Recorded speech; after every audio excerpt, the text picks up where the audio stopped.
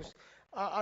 Because of the expenses in the country, we want to acquire these skills, you know, in the nearest possible institution near you, where you can even attend college, and in the evening you go back home. It's ideal for many parents, Mr. Speaker, so that the other members can also comment. Mr. Speaker, I support that particular petition. It is urgent, and the whole country is waiting for it. Thank you, Mr. Speaker. Next, Senator Ososi Godfrey.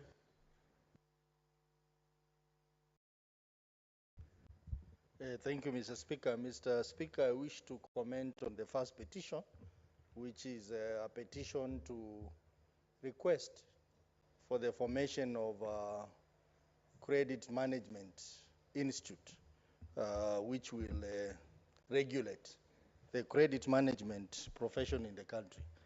Mr. Speaker, whereas I support the idea of having professional organization,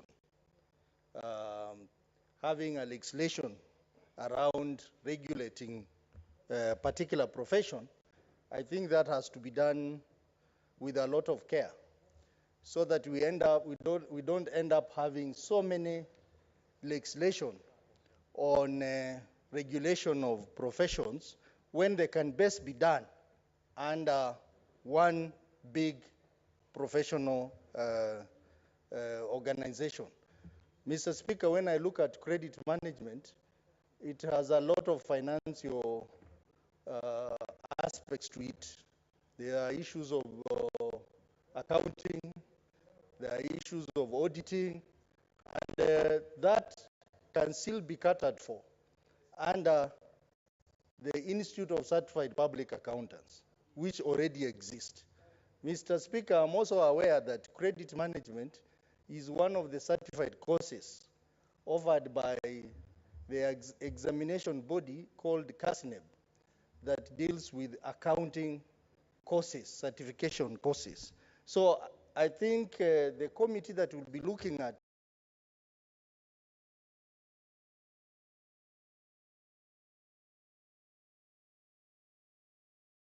they deal with accounting, they deal with the auditing, and we have to be convinced that credit management can be dealt separately. So there is need, Mr. Speaker, of having a legislation to regulate the various professions, because that will be one of the ways of instilling ethics in our profession and possibly dealing with the matters of corruption in this country. Mr. Speaker, I sponsored a bill in the last parliament to regulate the ICT profession in this country. And the bill was hugely fought by some business community in this country. But Mr. Speaker, we continue to have challenges in this sector, increasing cybercrime, which in most cases is facilitated by IT professionals. And the matter is aggravated by the lack of a proper legal framework to regulate this particular industry. So I vote for having professional bodies which are under the law, but that has to be done with a lot of care, and that has to be done without discriminating particular professions, mainly the ICT professional, which up to date is not under any piece of legislation, and there are a lot of challenges. I know a country like Nigeria, which had highest levels of cybercrime in the world. They have gone down because there is a legislation to regulate the ICT sector in terms of how training is done, how they are registered, how they are punished. But in this country, there is nothing. And Mr. Speaker, when I tried to bring this up, there was a lot of resistance from multinationals in this country because they have been benefiting from lack of a proper regulatory framework for ICT professionals in this country. Mr. Speaker, I know these comments are not related, but I think it's important to look at these issues as we move on. I support the petition, but I would request the committee to interrogate also ISPAC so that they can find out what is this special need of having a credit management institute, which is separate from ISPAC. I support, Mr. Speaker. Senator Mandago. Thank you very much, Honorable Speaker. Honorable Speaker, I rise to support the petition from Nyeri on the instructors to the county vocational training colleges. Mr. Speaker, I think I stand here to confirm that the instructors to vocational training colleges are actually supposed to be employees of county governments, because vocational training colleges, the then village polytechnics, were devolved and are a function of county governments. And Mr. Speaker, I know there was a big issue on the question of staff who are on contract, but since resources follow function, and when you accept a function or accept to run a county government, Mr. Speaker, you must accept the assets and the liabilities of that county to be able to manage. And therefore, I really support the petitioner in that the county government of Nyeri ought to have actually, they should have employed all those instructors in vocational training colleges on permanent and pensionable terms. Mr. Speaker, I am a witness that this is a matter that was agreed between the Council of Governors and the then Transition Authority, and I think that matter was rested. County government of Nyeri should be taken to task as to why those staff have been subjected to discriminative terms in terms of employment. I therefore want to urge my colleague senators to support this petition and make sure that those employees of vocational training colleges get what is rightfully theirs in terms of placement. And Mr. Speaker, it should be noted that if county governments don't staff those vocational training colleges, then counties are at risk of this function being referred back to national government. I know there has been discussions by members of parliament on the role of vocational training colleges. There is need for those vocational training colleges to remain at that devolved level. In fact, the law was very clear that we must have a vocational training college in every ward, despite the constraint of resources available to counties to actualize that. But I think progressively over time, that is where we need to go, and that is why we cannot afford to have instructors who are on contract terms or casual terms, of people who are dissatisfied to perform their duties, to perform that, and we expect our vocational training colleges to come up and to be able to impart the necessary skills to the citizens of our very counties. So, Mr. Speaker, I support that petition, and I think the county government of Nyeri should ensure that those vocational training instructors are actually absorbed. And probably they would be the only ones among us, the counties, who have not absorbed those economic stimulus instructors to our vocational training colleges. Mr. Speaker, I support the petition. Thank you, Senator Okongo Mogeni.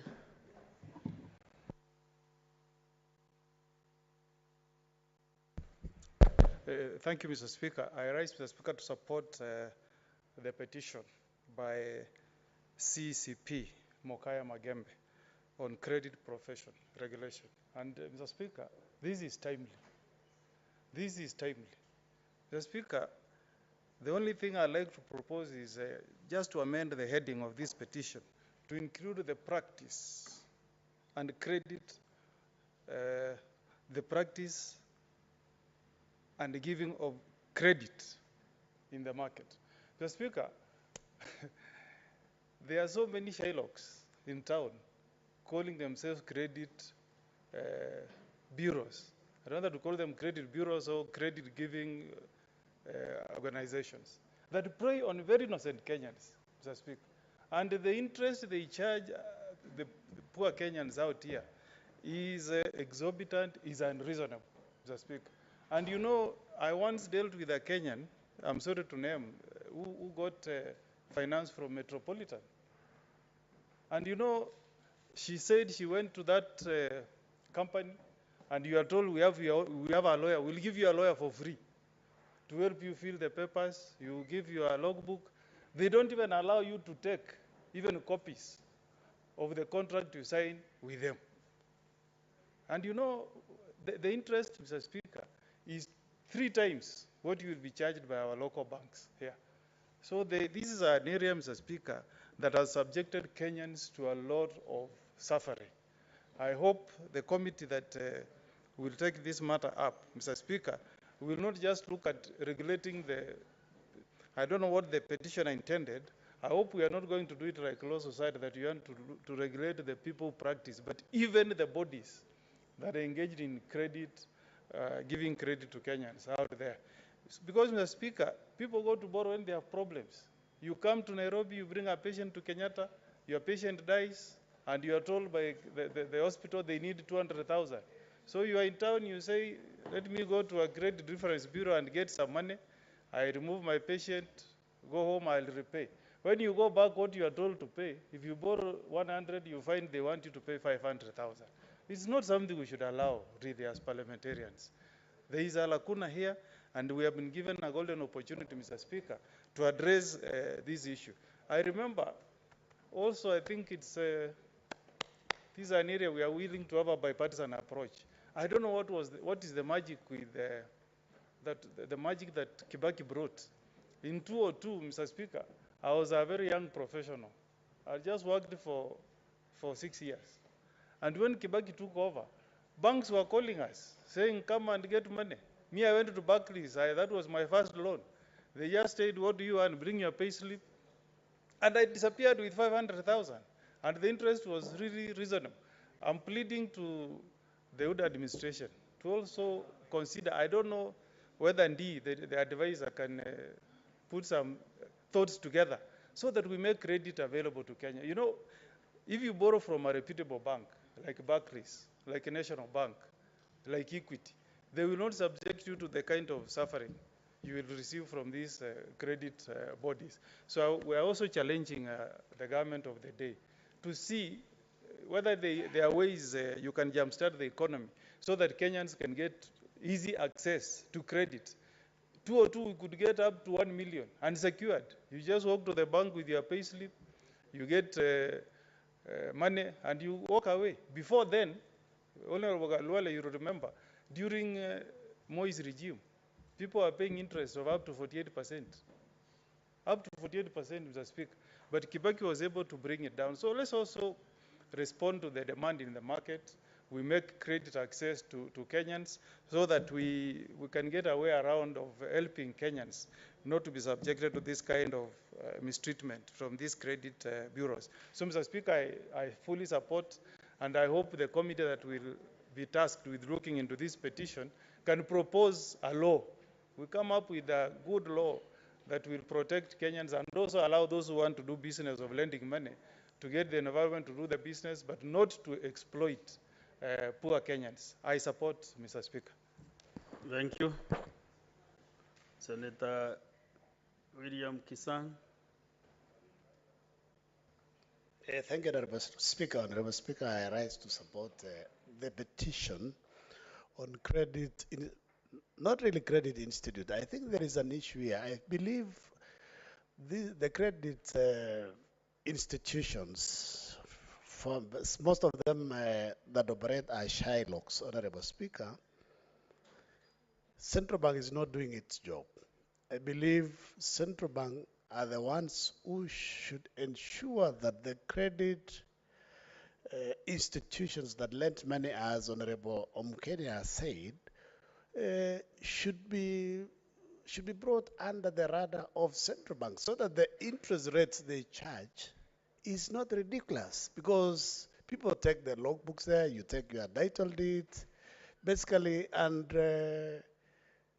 they charge you an interest of maybe 30% per month, because there are people who have lost land, they have lost their vehicles because of these institutions, because they don't charge within the rates that have been set by Central Bank, because I believe now it's about 14 or 14.5%, 15%. So ISPAC is there as the institute that that ensures professionals in this sector, accountants, financial risk managers, and we have the insurance on the other side on the insurance risk to ensure that people are not taken advantage of. But I believe there is an issue. Central Bank is not doing its own inspection role properly. This is what we need to interrogate, and not registration of the professionals, because these are financial institutions. I think there is an issue that we need to check here, Honorable Speaker, so that our people are not fleeced, are not taken advantage of, their property are not sold, because there are many people who have died because of being taken advantage by these banks. But Honorable Speaker, this is a serious matter that the committee needs to look into. I believe it's the Committee on Finance and Planning, so that our people can be saved, Honorable Speaker. Honorable Speaker, I know Honorable Swords brought something about the ICD professionals on cybersecurity, and it's outside this. Actually, we pushed until we agreed, because there are some professionals also who don't have relevant papers in ICT, but they were fighting the bill. But I don't know what happened, because we pushed it until we passed it in National Assembly then. So I believe we can revive it, Honorable Sotsi, so that our sector can also be regulated. Honorable Speaker, on the Nyeri issue on the inspectors, I believe we need to push this House should come up with a resolution to compel the county government of Nyeri to employ those inspectors on permanent and pensionable like the rest of the counties. Otherwise, it's unfair that it's only one or two counties who do not take in the employees on permanent and pensionable, while the others have taken, and the money has already been sent to the Nyeri County government. So, Honorable Speaker, I support the two petitions, but this one on credit issues, we need to relook at it very critically, so that we don't have to do other laws. If there is any need to amend the law that created ISPAC and CASNEP, we can relook into it and maybe do amendments to ensure that these guys who are running amok are taken care of well by the law. Thank you, Honorable Speaker. Thank you, Senator Wola Beatrice.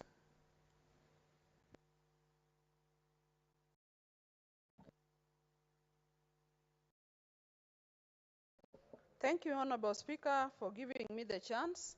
Honorable Speaker, I rise to support the petition by one Julius Wanjoy concerning the instructors that were employed by the Ministry of Education under the Economic Stimulus Program by the county government of Nyeri. Honorable Speaker, the Transition Authority was a legal entity that was put in place to ensure that everything was harmonized at the onset of devolution.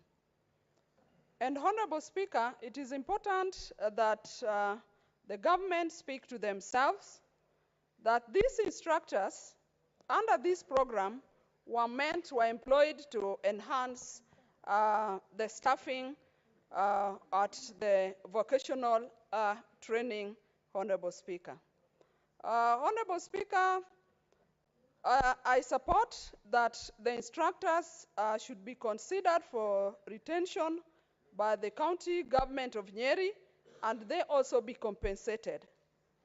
Honorable Speaker, these instructors, having been engaged by the ministry, and because Transition Authority was to harmonize all these operations, and as Senator Governor Mandago has stated just before me, all this staff were taken over by county governments all over the Republic. It is so then unfair that the Nyeri County government chose not to to retain this staff, Honorable Speaker.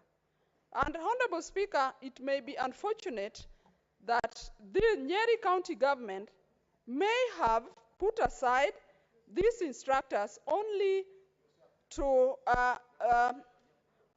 advertise and employ others rather than retaining the ones that they have. And Honorable Speaker, that is why this must be considered, because we have to be fair to these instructors. Honorable Speaker, somebody was employed in 1989, having given services to the government and having given skills to the instructees. It is not fair that at some years after, they are not retained by a government that takes over. What is so peculiar in Nyeri County that other counties took over their staff, and that was the main purpose of the transition authority that was done, that was harmonized in most of the counties. I therefore support that this is looked into and the rights of these instructors is respected and they be retained and they be compensated. And Honorable Speaker, I support.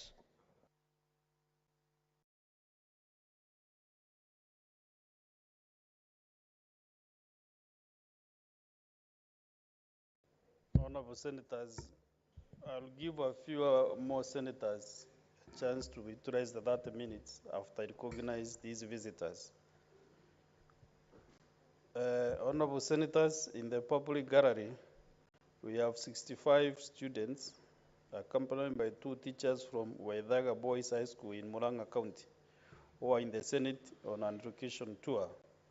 Honorable Senators, in our issued tradition of receiving and welcoming visitors to Parliament, I extend a warm welcome to them, and on behalf of the Senate and on my own behalf, wish them a fruitful visit. Thank you. Senator for Murang'a County. Thank you very much, Mr. Speaker, for giving me this opportunity to welcome the students and teachers of Waithaga Boys High School. This is a school located in my county of Murang'a, Mr. Speaker, in Wango Ward of Kiharu constituency. And this is a school that prides itself of having produced the first PhD holder in the country, Mr. Speaker, and that is Dr. Julius Kenyans. And so, Mr. Speaker, even as I welcome this group of students and their honorable teachers, I want to encourage them that what Kenyans did those many years is still possible. And there are others, Mr. Speaker, that come or that went through with Waithaga Boys, and that is we have Professor Kamwea, a professor in Eldoret University, Mr. Speaker, Professor Abel Macharia, amongst others.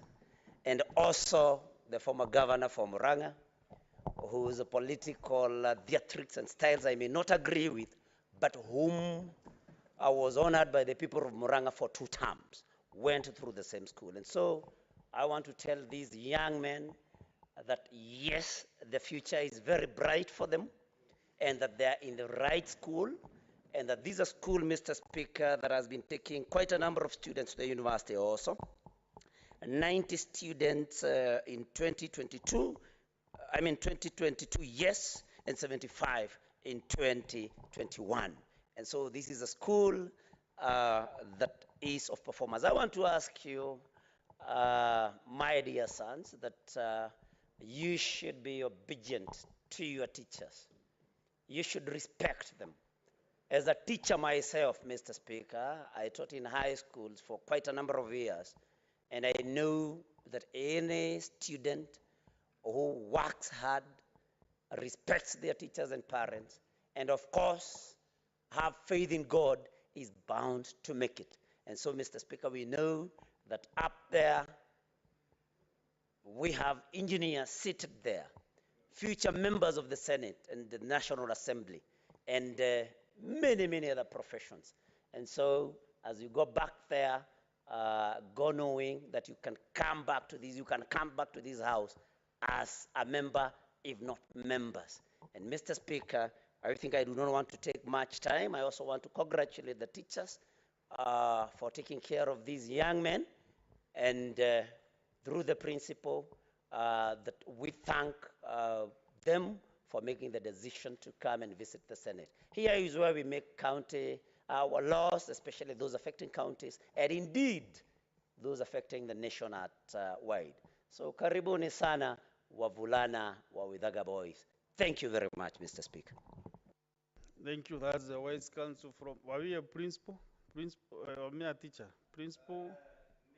What level? That I never did any interview to be promoted to be principal. I knew I wanted to be in business, which I thank God I was able to get into, but I liked teaching Kiswahili. Mimi ni mwalimu wa Kiswahili na nilipenda sana fasihi ya Kiswahili. Asante mstahiki Speaker.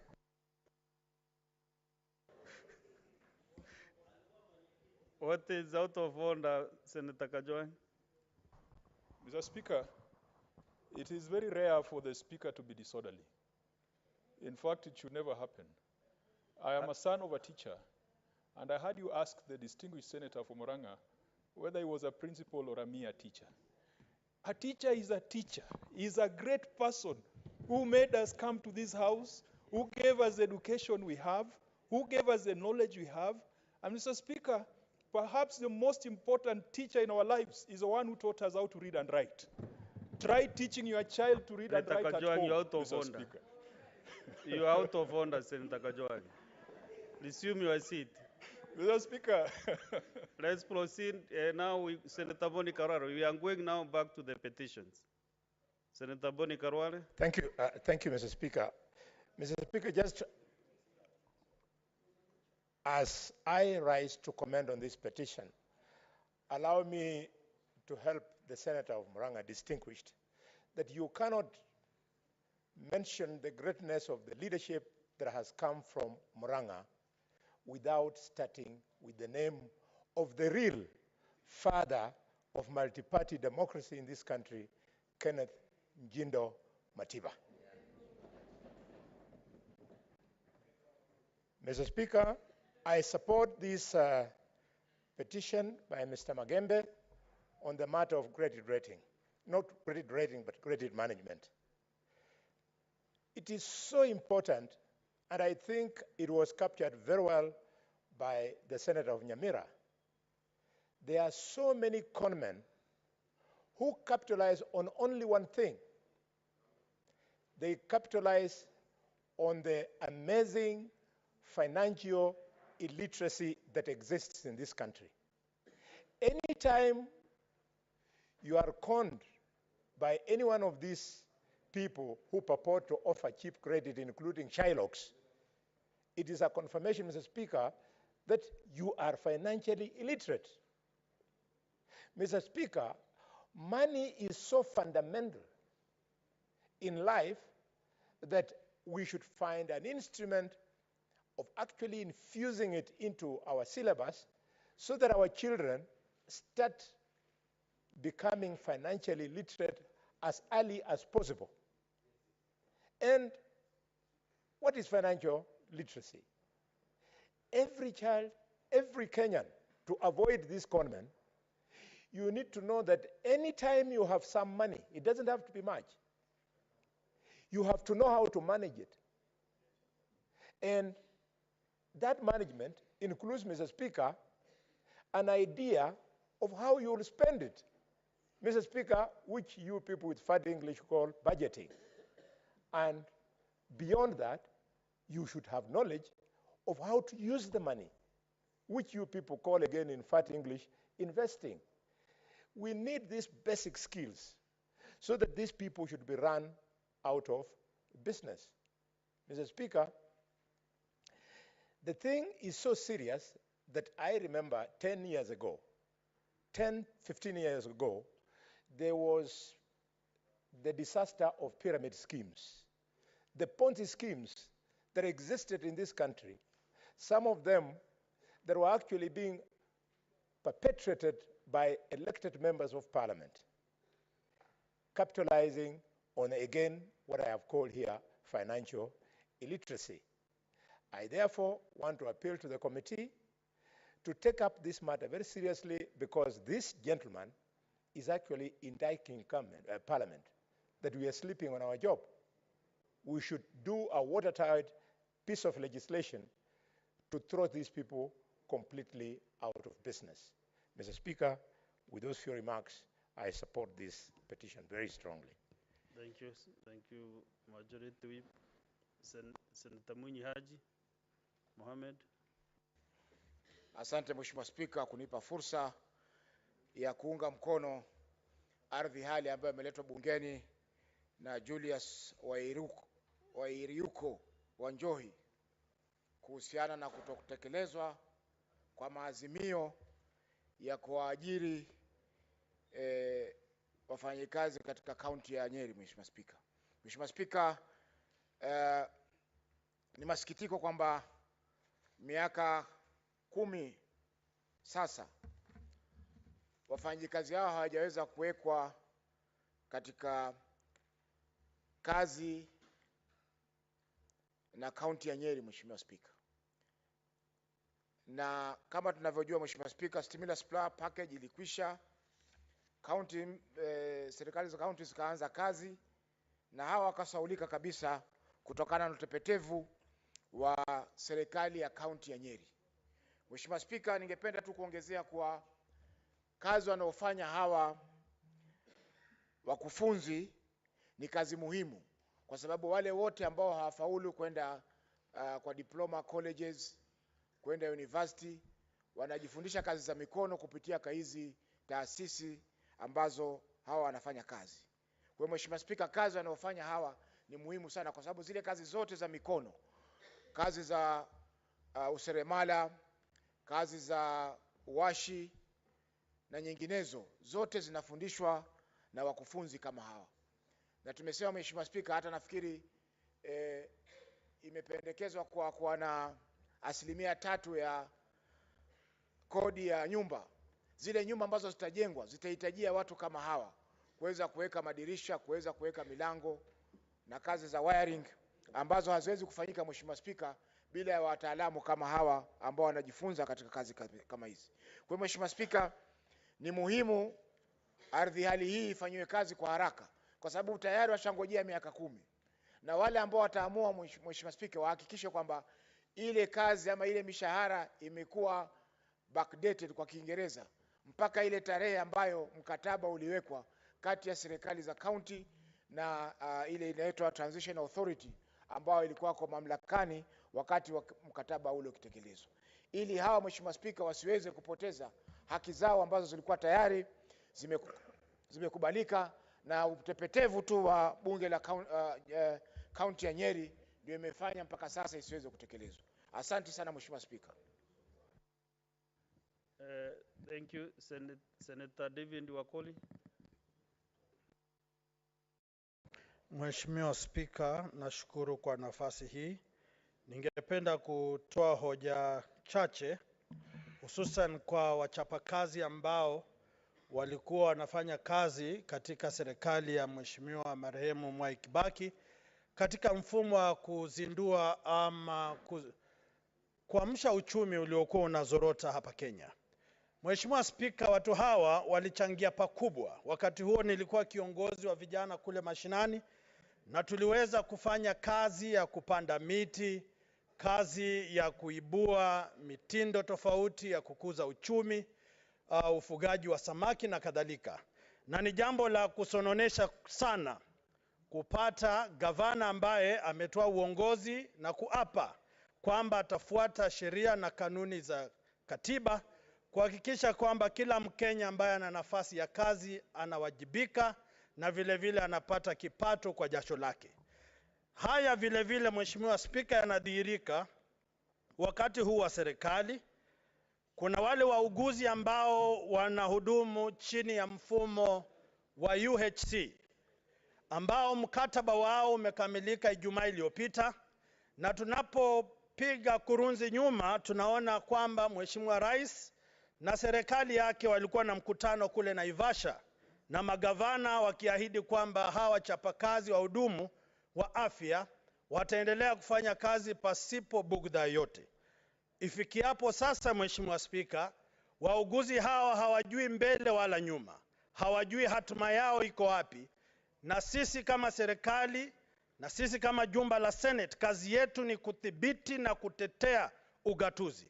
Wachapakazi kama hawa wahudumu wa afya na wale ambao wameleta hoja zao kwenye jumba hili la Senate lazima wapewe haki yao, walipwe jinsi inavyotakikana, ili mfumo wa afya na mfumo wa taasisi za vijana Kenya hii ziweze kupata nafasi inayostahiki na mgao wao wa bajeti katika serikali ya nchi ya Kenya. Kwa hayo machache, Mheshimiwa Spika, naunga mkono utetezi wa Mkenya huyu na kuomba kamiti inayohusika iweze kumuita gavana ama vitengo vya kaunti vijieleze ni kwa nini wanaendelea kuwanyanyasa Wakenya ambao wamejitolea kufanya kazi japo kupata kipato kidogo. Asante Mheshimiwa Spika.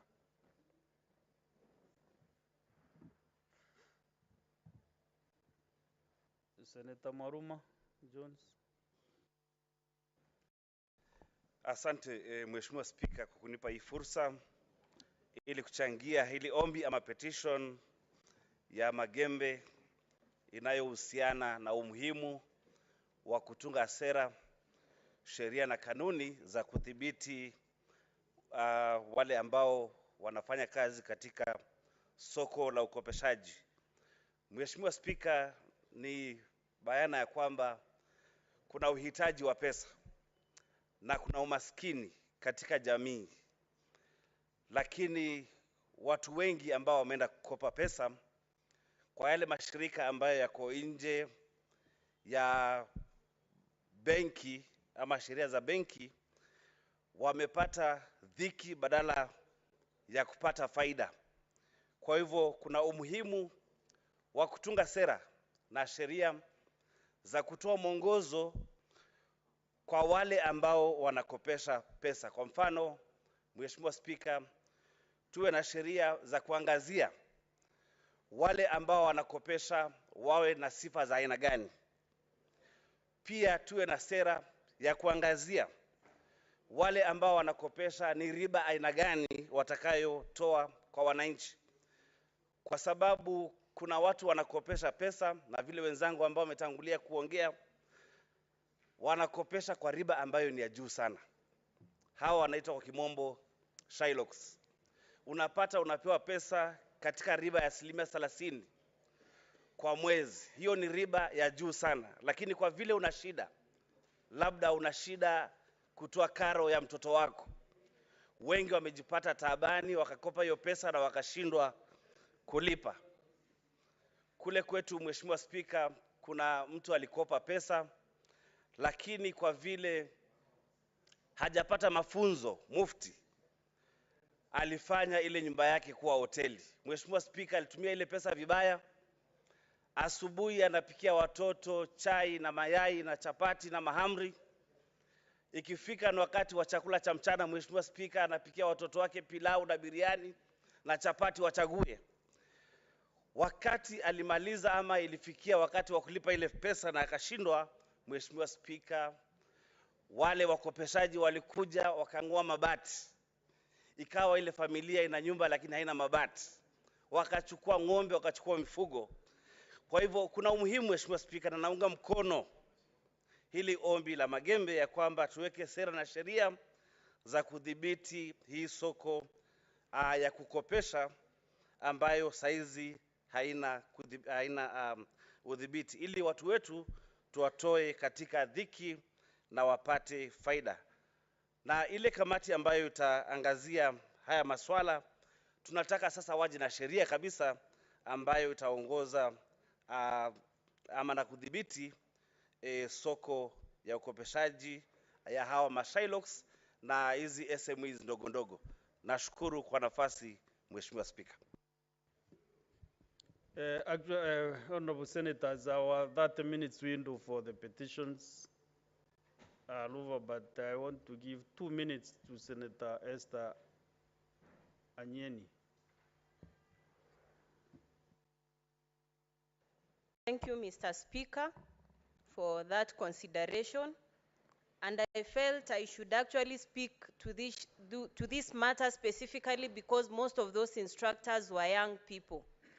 And in my earlier life, before I actually came to the Senate, I passionately worked in the TVET sector, in the office of the Deputy President, then in the Strategy and Delivery Unit, And most of the work we actually did was encouraging young people to join some of these institutions. And there are so many institutions which are youth polytechnics that have actually done very well. Look at a case of Mapimo Vocational Training Center in Kilifi. I personally went there and saw the work that instructors were doing. So when I actually listened to this petition today, I'm very saddened and cease to actually have the patience. Because when you look at the facts of this matter, the petitioners have even gone to court to seek redress. Even the court resolutions that were actually done in May 2020 were not in any way giving them reprieve. So, Mr. Speaker, if indeed education is the key, why do they make it expensive for young people who are already frustrated in this country? Mr. Speaker, Nyeri County government should actually pay these instructors. These instructors were only being paid an amount of 2,720 shillings, which is very little money if you ask me. And these instructors were just 590 youth instructors who are serving this country passionately. And for this matter to come to this house as a petition to actually beg that they need to be paid is a really sad scenario. Youth polytechnics play a very big role in this country, and we've actually seen some of the products that actually come from the polytechnics. We encourage young people to pursue education. Those who do not get a chance to join university education continue to the polytechnics and the TTIs that are at the bottommost part of our society. So if we want to treat such instructors in this manner, what hope do we have for people who are studying to impart these skills? And as the Kenya Kwanza government, our priority has been on equipping young people with skills so that they are self-reliant. As the good senator for Mombasa mentioned, that in the housing program that we have been talking about, priority will be given to those young people who are partaking training in the youth polytechnics, the TTIs, the vocational training centers. So really, as a house, we need to pronounce ourselves on this matter. I don't think it should take so many years to pay instructors who are just being paid 2,790 shillings, more than 10 years to actually be compensated. They have gone to court using money, no redress. It's really sad, a sad scenario, Mr. Speaker. So I support this petition with my 2 feet, and I'm a very frustrated young person speaking this afternoon. Thank you. Thank you. Let's go to the next one.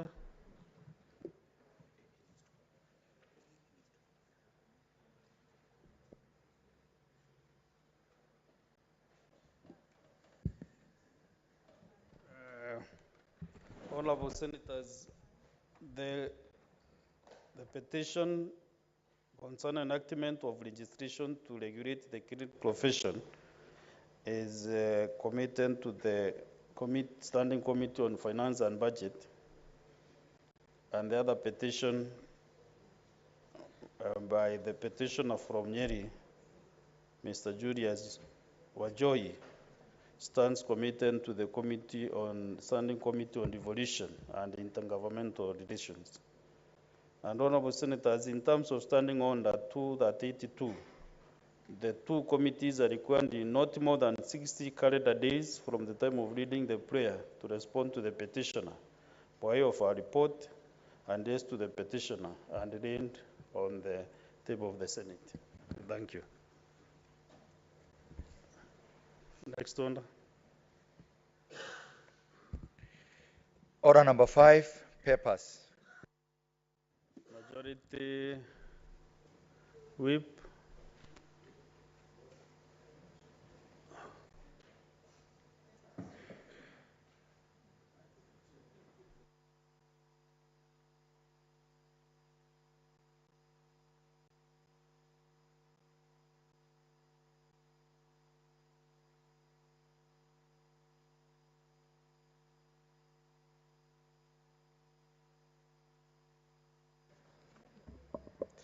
Clerk.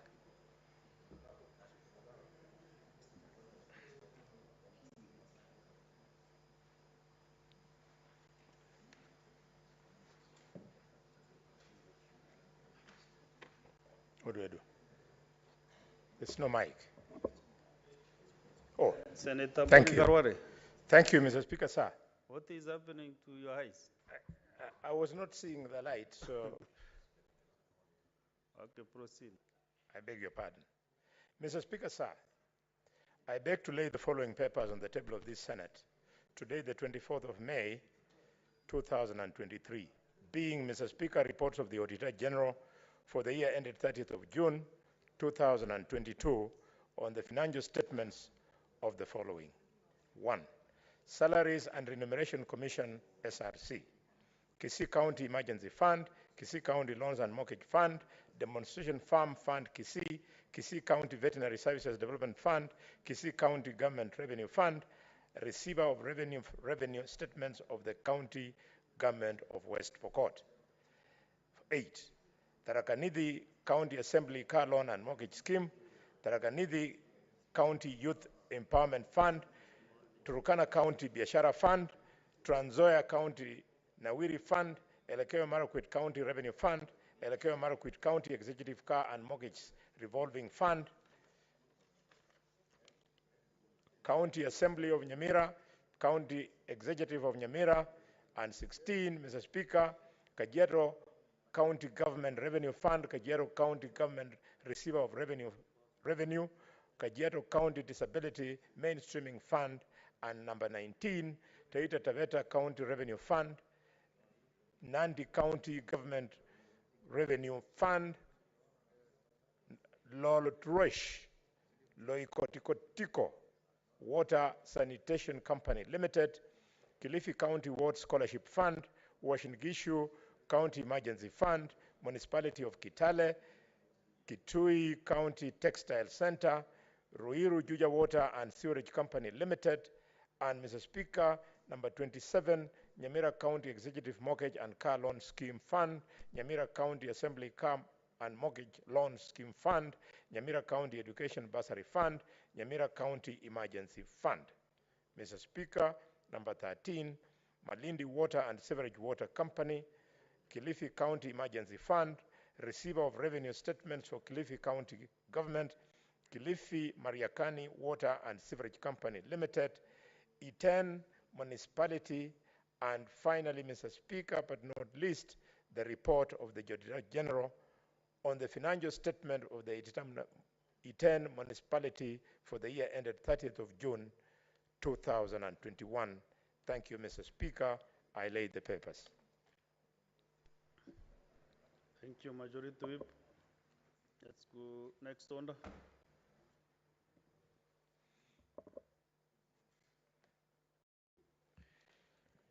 Order number 6, notices of motion. We have two notices. The first one from the office, from the majority leader. Who has that missing? That motion? Notice of motion.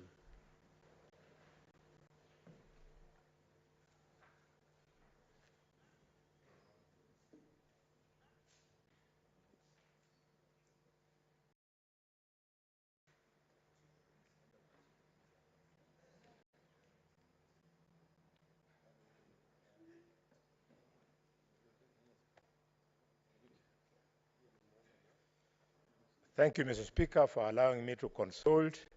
This is a rare motion where we want to change the calendar of the House.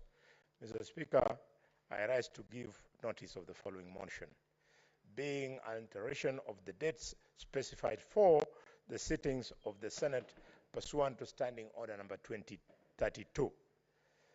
That, notwithstanding the resolutions of the Senate made on the 16th of February 2023 and on the 29th of March 2023, and pursuant to Standing Order number 32, which is on the approval of the Senate calendar for regular sessions for the second session of 2022, the Senate resolves to adjourn pursuant to Standing Order number 31/2 at the rise of the Senate on Tuesday, 30th May 2023, and to resume thereafter its sittings on Wednesday, 31st of May 2023 at 2:30 p.m. Thank you, Mr. Speaker, sir. Next notice of motion by Senator Mohamed Faki. Senator wa Mombasa, unapeana notisi.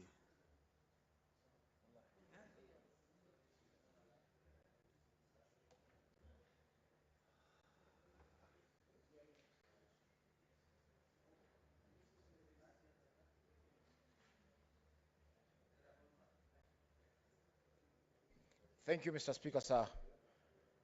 Mr. Speaker, I give you notice of motion on urban planning for sustainable living.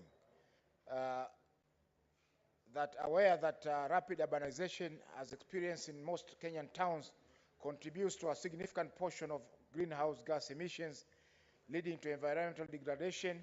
Further aware that factors associated with urbanization, including changes to a more sedentary lifestyle, diet, and environment, have resulted in an increase in the prevalence of non-communicable diseases, such as cardiovascular diseases, diabetes, and cancer. Appreciating that prioritizing sustainability and environmental responsibility creates livable, healthy, and resilient communities for present and future generations.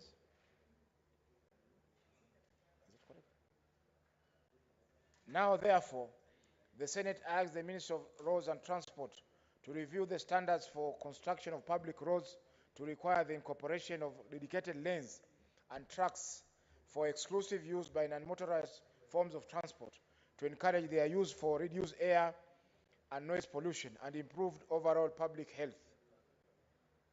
Number two, the Minister of Environment and Forestry and the Minister of Roads and Transport, in collaboration with the Council of Governors, to develop a policy framework to mitigate the impact of climate change by guiding a dedication of sections of the respective CBDs on specified days as car-free zones to encourage more walking and a healthier lifestyle. B, designation and maintenance of green spaces such as parks and community gardens within urban centers. And C, sensitization of the public on sustainable living and environmental responsibility. Thank you, Mr. Speaker, sir. Thank you. Next order.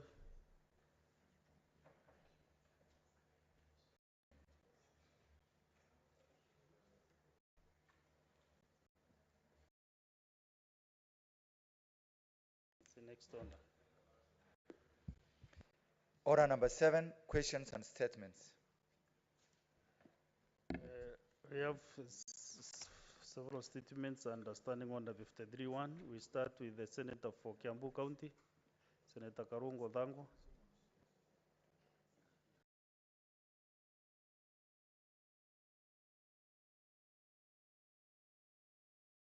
Thank you very much, Mr. Speaker. I seek your indulgence because after careful deliberation and due consideration, I wish to withdraw that statement and in place of it approach your office so that I can change from Standing Order 53 to Standing Order 52.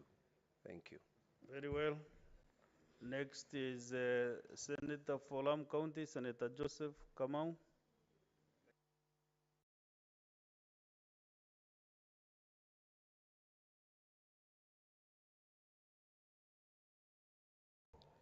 Thank you very much, Mr. Speaker. I rise pursuant to Standing Order 53, subsection 1, to seek a statement from the Standing Committee on Land, Environment and Natural Resources regarding the compulsory acquisition of land by the government in Lam County. In the statement, the committee should, 1, clarify whether the government is planning to compulsory acquire more than 400 acres of land in Maisha Masha, Jipendeni, Bopwe, Rumshi, and Sinambio areas in Lamu County. And if so, indicate the time frame for the said acquisition and whether the said acquisition will be in line with the Article 40, subsection 3 of the Constitution of Kenya and all other statutes related to the compulsory acquisition of land. Number 2, outline the measures the National Land Commission has taken to ensure transparency in assessing the value of the land to be acquired. Number 3, state whether the National Land Commission has conducted open and transparent public inquiries into the ownership of the land. And number 4, indicate the form of compensation contemplated in the said acquisition and the measures put in place to ensure fair and prompt compensation. Thank you, Mr. Speaker, sir.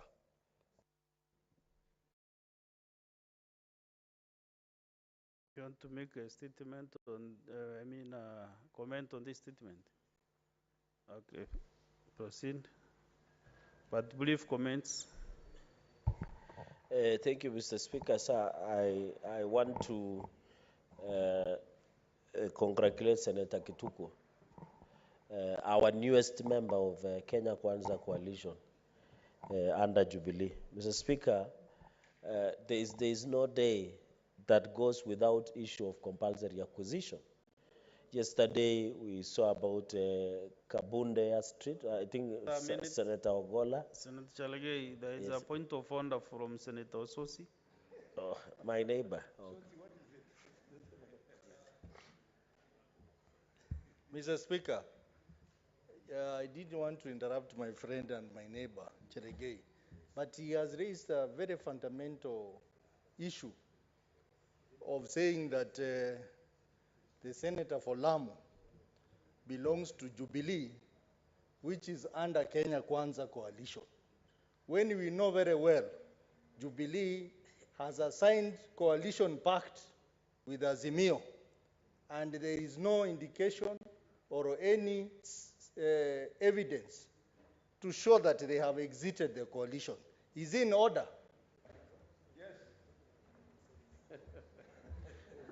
Senator Chalagay, are you in order to Mr. say that? Speaker, under the law, you either do it expressly or implied. Impliedly, Jubilee at the moment works closely with Kenya Kwanza. And it is unfortunate that Senator Otsoti, who is my neighbor, from Sasa going to Vihiga, when it fits them, they say Jubilee is part of them. When it does not fit them, they say Jubilee is not part of Azimio.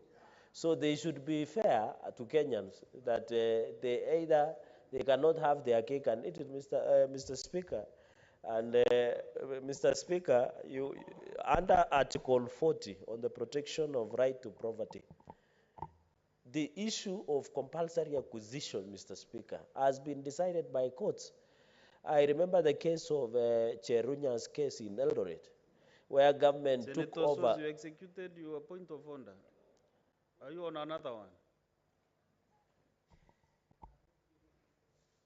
Mr. Speaker, you know, I've listened to his response to my point of order, and he has even created room for further point of order from me. Because, Mr. Speaker, this is a house of record, and we go with the evidence that is there. Jubilee, as it is now, regardless of what is happening outside there, is a member of Azimio coalition. And that's why the members of Azimio are seated on this other side. They have not gone on the other side. So it should go in record to this house that Azimio is still a member of Jubilee coalition.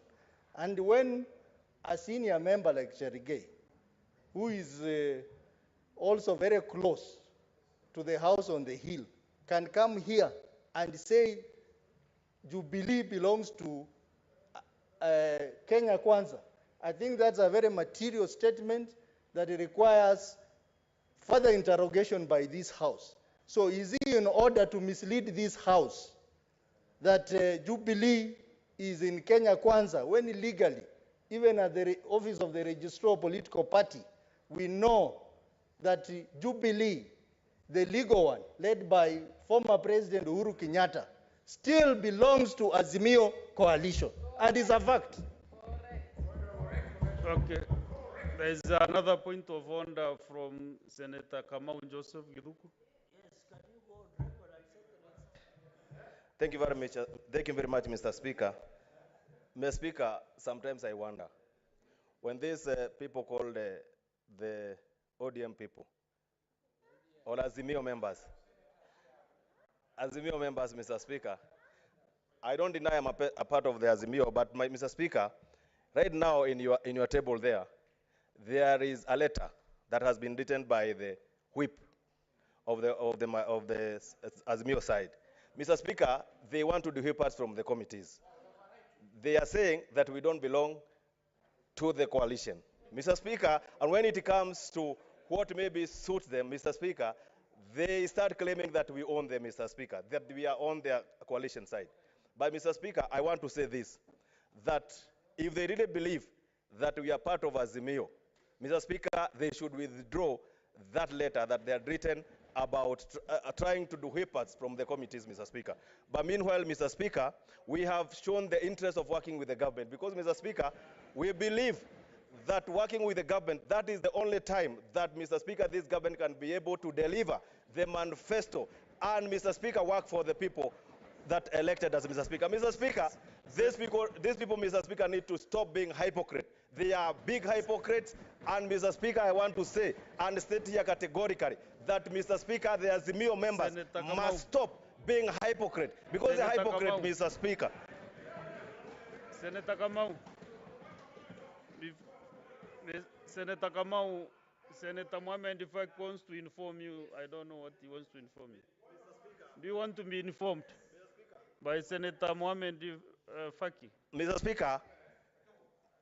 Speaker, Senator of Mombasa is part of the team that is trying to undermine us, Mr. Speaker. I don't want him to inform me anything because, Mr. Okay, fine. I believe that they are part of the cartel that is trying to whip us from the committees. And, Mr. Speaker, these people need to be sincere. They need to be sincere. If at all they need us, Mr. Speaker, they must be genuine. They should stop being the way they are, Mr. Speaker, because they are hypocrites of the highest order. And that's the reason, Mr. Speaker, Baba will never be the president of this country. Thank you. Senator, let me get two more points of orders, then we finish. Senator Kajwang Moses. Mr. Speaker, the Senator for Lamu brought a very useful statement, which I thought he would dignify so that we can get a solution to the problems facing the people of Lamu. The issue of compulsory acquisition, the issue of broken promises, the issue of the marginalization of the people of Lamu over the years. Mr. Speaker, I would ordinarily have responded to Senator Cherargei's preamble before he went into the substantive issues. In fact, I would have encouraged Senator Osotsi to ignore Senator Cherargei and treat his comments with the contempt that it deserves, because he does not speak for the majority side. He is not the leader of majority. He is not the deputy leader of majority. He is not the whip. He is not the deputy whip. He is not the chair of a committee. And so I want to encourage Senator Osotsi and the members on the minority side that those are personal comments that should be ignored and treated with the contempt that it deserves. Mr. Speaker, finally, I want to advise my good friend, the Senator for Lamu, that when you are being de-whipped from a committee, it does not have to be because of infidelity. It could be because of incapacity. You are not performing. You are not performing. It is not infidelity. And so it is a right of the minority side. If you are put to perform, for example, in the Agriculture Committee, and you are not performing, then you can be removed. So Senator for Lamu must know that any decision on the whipping is not because of their infidelity, which is a matter of public knowledge. It is an issue of their individual incapacity to do the work that they are supposed to do.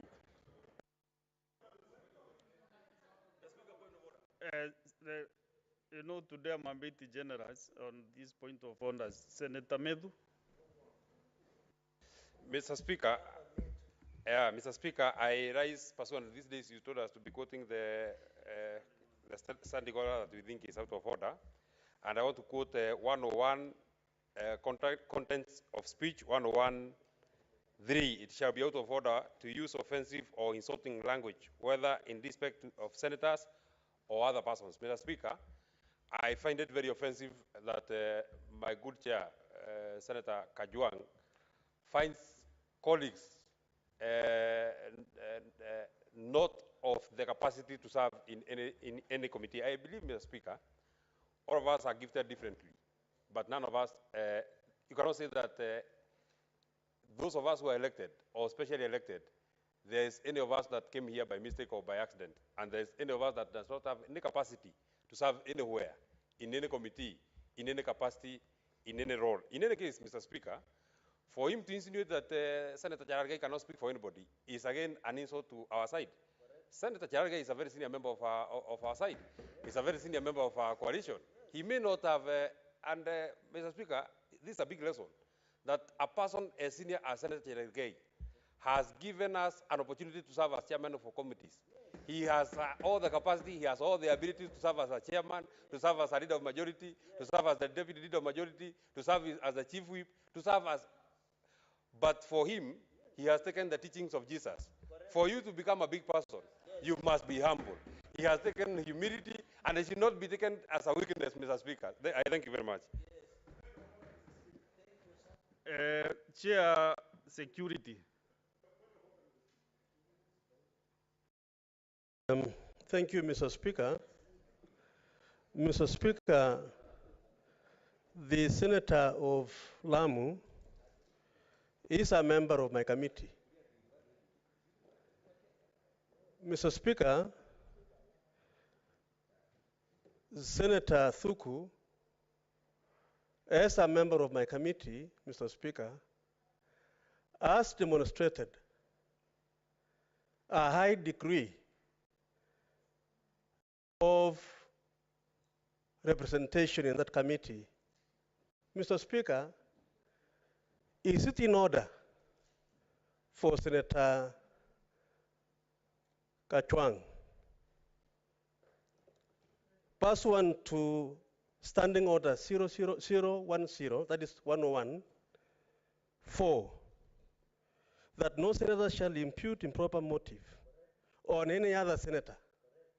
Mr. Speaker, is it in order to impute improper motive that the attempt to remove Thuku, senator, from this committee is on the account of incapacity? Mr. Speaker, that is a very serious allegation. Mr. Speaker, these proceedings are live. The great people of Lamu are watching us and listening to what we say. What is the impression, Mr. Speaker? What is the perception created about Senator Thuku in Lamu? He never came here nominated. He was elected, Mr. Speaker. Mr. Speaker, I think it is important as members of this House that we don't impute improper motive on a member. Mr. Speaker, I think Senator Omar Bey should withdraw and apologize, Mr. Speaker, because it is not in order. And Mr. Speaker is a ranking member of this House. What would he have felt, Mr. Speaker, if I was to describe him the way he's describing Senator Thuku? Mr. Speaker, he is indeed a ranking member. I think it is not proper, it is not fair, it is out of order, and it should be made, Mr. Speaker, through you to withdraw and apologize. No, the point of order by the chair security, Senator William Cheptumo, is directed to Senator Kajwang. So there is no other senator who I can give to make any comment before Senator Kajwang. Because I'm with my standing orders here, Senator Kajwang, and as he has really put it, you must defend yourself on this standing order 101, because it is really catching you on improper, imputing improper motive to your colleagues. Mr. And Speaker. also 113. You should not use any offensive or insulting language whether in respect of senators or other persons, not even in this House? Mr. Speaker, and I have a lot of respect for every member in this House, including the Senator for Lamu. I've got a lot of personal respect. And even the Senator for Nandi is my vice chair. And I spend more time with him than many other senators because we sit for long hours in committees. But just like I said of Senator Cherargei, Mr. Speaker, if you look at Standing Order number 22, that defines Senate political leadership, just like Senator Cherargei, I am not the leader of minority. I am not the deputy leader of minority. I am not the whip. I am not the deputy whip. Mr. Speaker, I therefore cannot with authority say why certain members have been de-whipped. In fact, what I said on the floor of this House, and the Hansard can bear me witness, is that you can be removed because of infidelity and you can be removed because of incapacity. And Mr. Speaker, I don't know under what circumstances Senator Gituku is being removed from a committee. Therefore, Mr. Speaker, if indeed I was the political leadership of the minority side, then you take it that my speech is authoritative, that Senator Gituku is being removed because of incapacity. I was only speculating. Mr. Speaker, as has been said before, there are some things you do not substantiate because they are obvious. And if I am forced to substantiate, I will substantiate just for the record. But it is obvious that the infidelity... Because, as the chair, you did not give two definitions of the member. You only defined that a member can be removed due to lack of capacity to serve in that committee. Or infidelity. Yes. So, Senator Kajwang, do you want to apologize to your colleague, or what is your position on No, this Mr. Speaker, with a lot of the respect, personal respect I have for Senator Folamu, I have not seen any cause to apologize because I gave the parameters within which one could be removed from a committee. It could be infidelity, it could be incapacity, and Mr. Speaker, it is the issues of infidelity are matters of public record. I am not saying that it's being removed because of infidelity. I didn't say it's being removed because of incapacity. It is the leadership of the minority which perhaps will have to tender those reasons. Mr. Speaker, finally, Mr. Speaker, I know that sometimes we... No, what I can advise is that if you feel you did not offend him, then I will request the clerk to produce the answer next sitting so that we can confirm whether you really imputed improper motive to the Honorable Senator for Ram County. Mr. Speaker, if that is deemed necessary, I think then I will go with the ruling of the Speaker. Yes, because you should also get that satisfaction that, and also the good people of Ram County to confirm that their senator has capacity or has no capacity. And Mr. So you allow maybe on that matter we stop it there until I get the answer.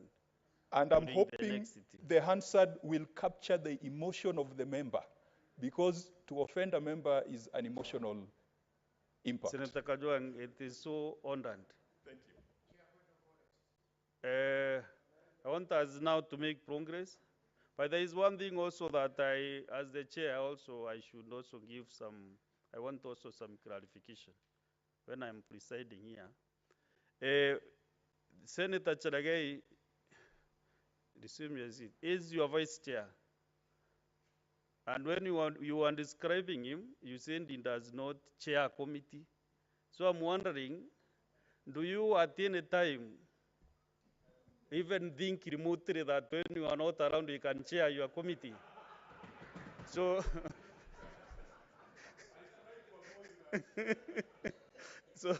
so that is another area that I really which wanted some clarification, so that also vice chairs can know whether they can chair committees in the absence of the chairs. Senator Cherargei, proceed. Mr. Speaker, just in 2 minutes. Mr. Speaker, when you look at Standing Order 255, sitting in the chamber, and I wanted Senator Otsotsi to know this, and I know he's listening somewhere, that any senator can sit anywhere. It says all seats in the chamber shall be available for the use of any senator, Mr. Speaker. And therefore, to say Senator Kituku is sitting on the other side does not mean here, because the standing orders is very clear. Number two, Mr. Speaker, I've had my chair. Mr. Speaker, I would not wish to say this, but allow me to go on record.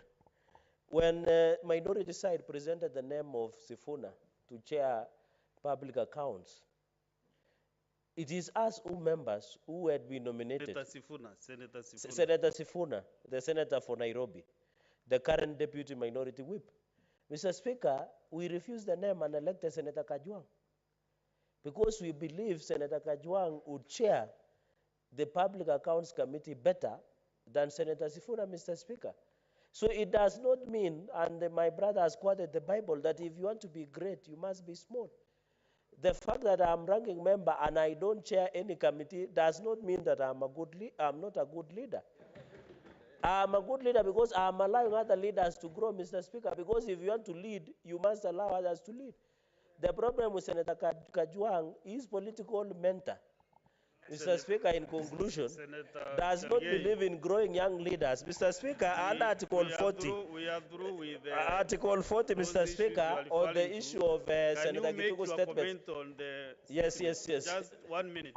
Mr. Speaker, and therefore, by implied, Mr. Speaker, just in conclusion, and the House should be aware that Registrar of Political Parties has confirmed that bona fide leaders of Jubilee is Sabina Chega and Kanini Kega, not the former president.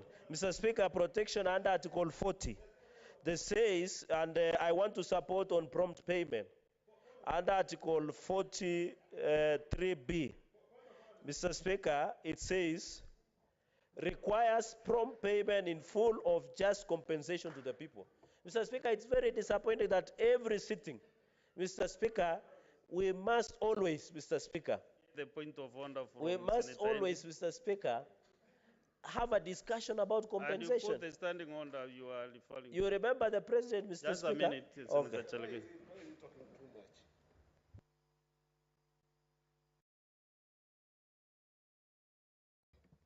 Mr. Speaker, I raise understanding order number 103. When members of this House choose to make pronouncements, Mr. Speaker, on issues that are sub judice or even considered sacred, then it becomes out of order, Mr. Speaker. And especially when such kind of pronouncement do touch on critical beliefs and fundamental orientations of the people in the grassroots, Mr. Speaker.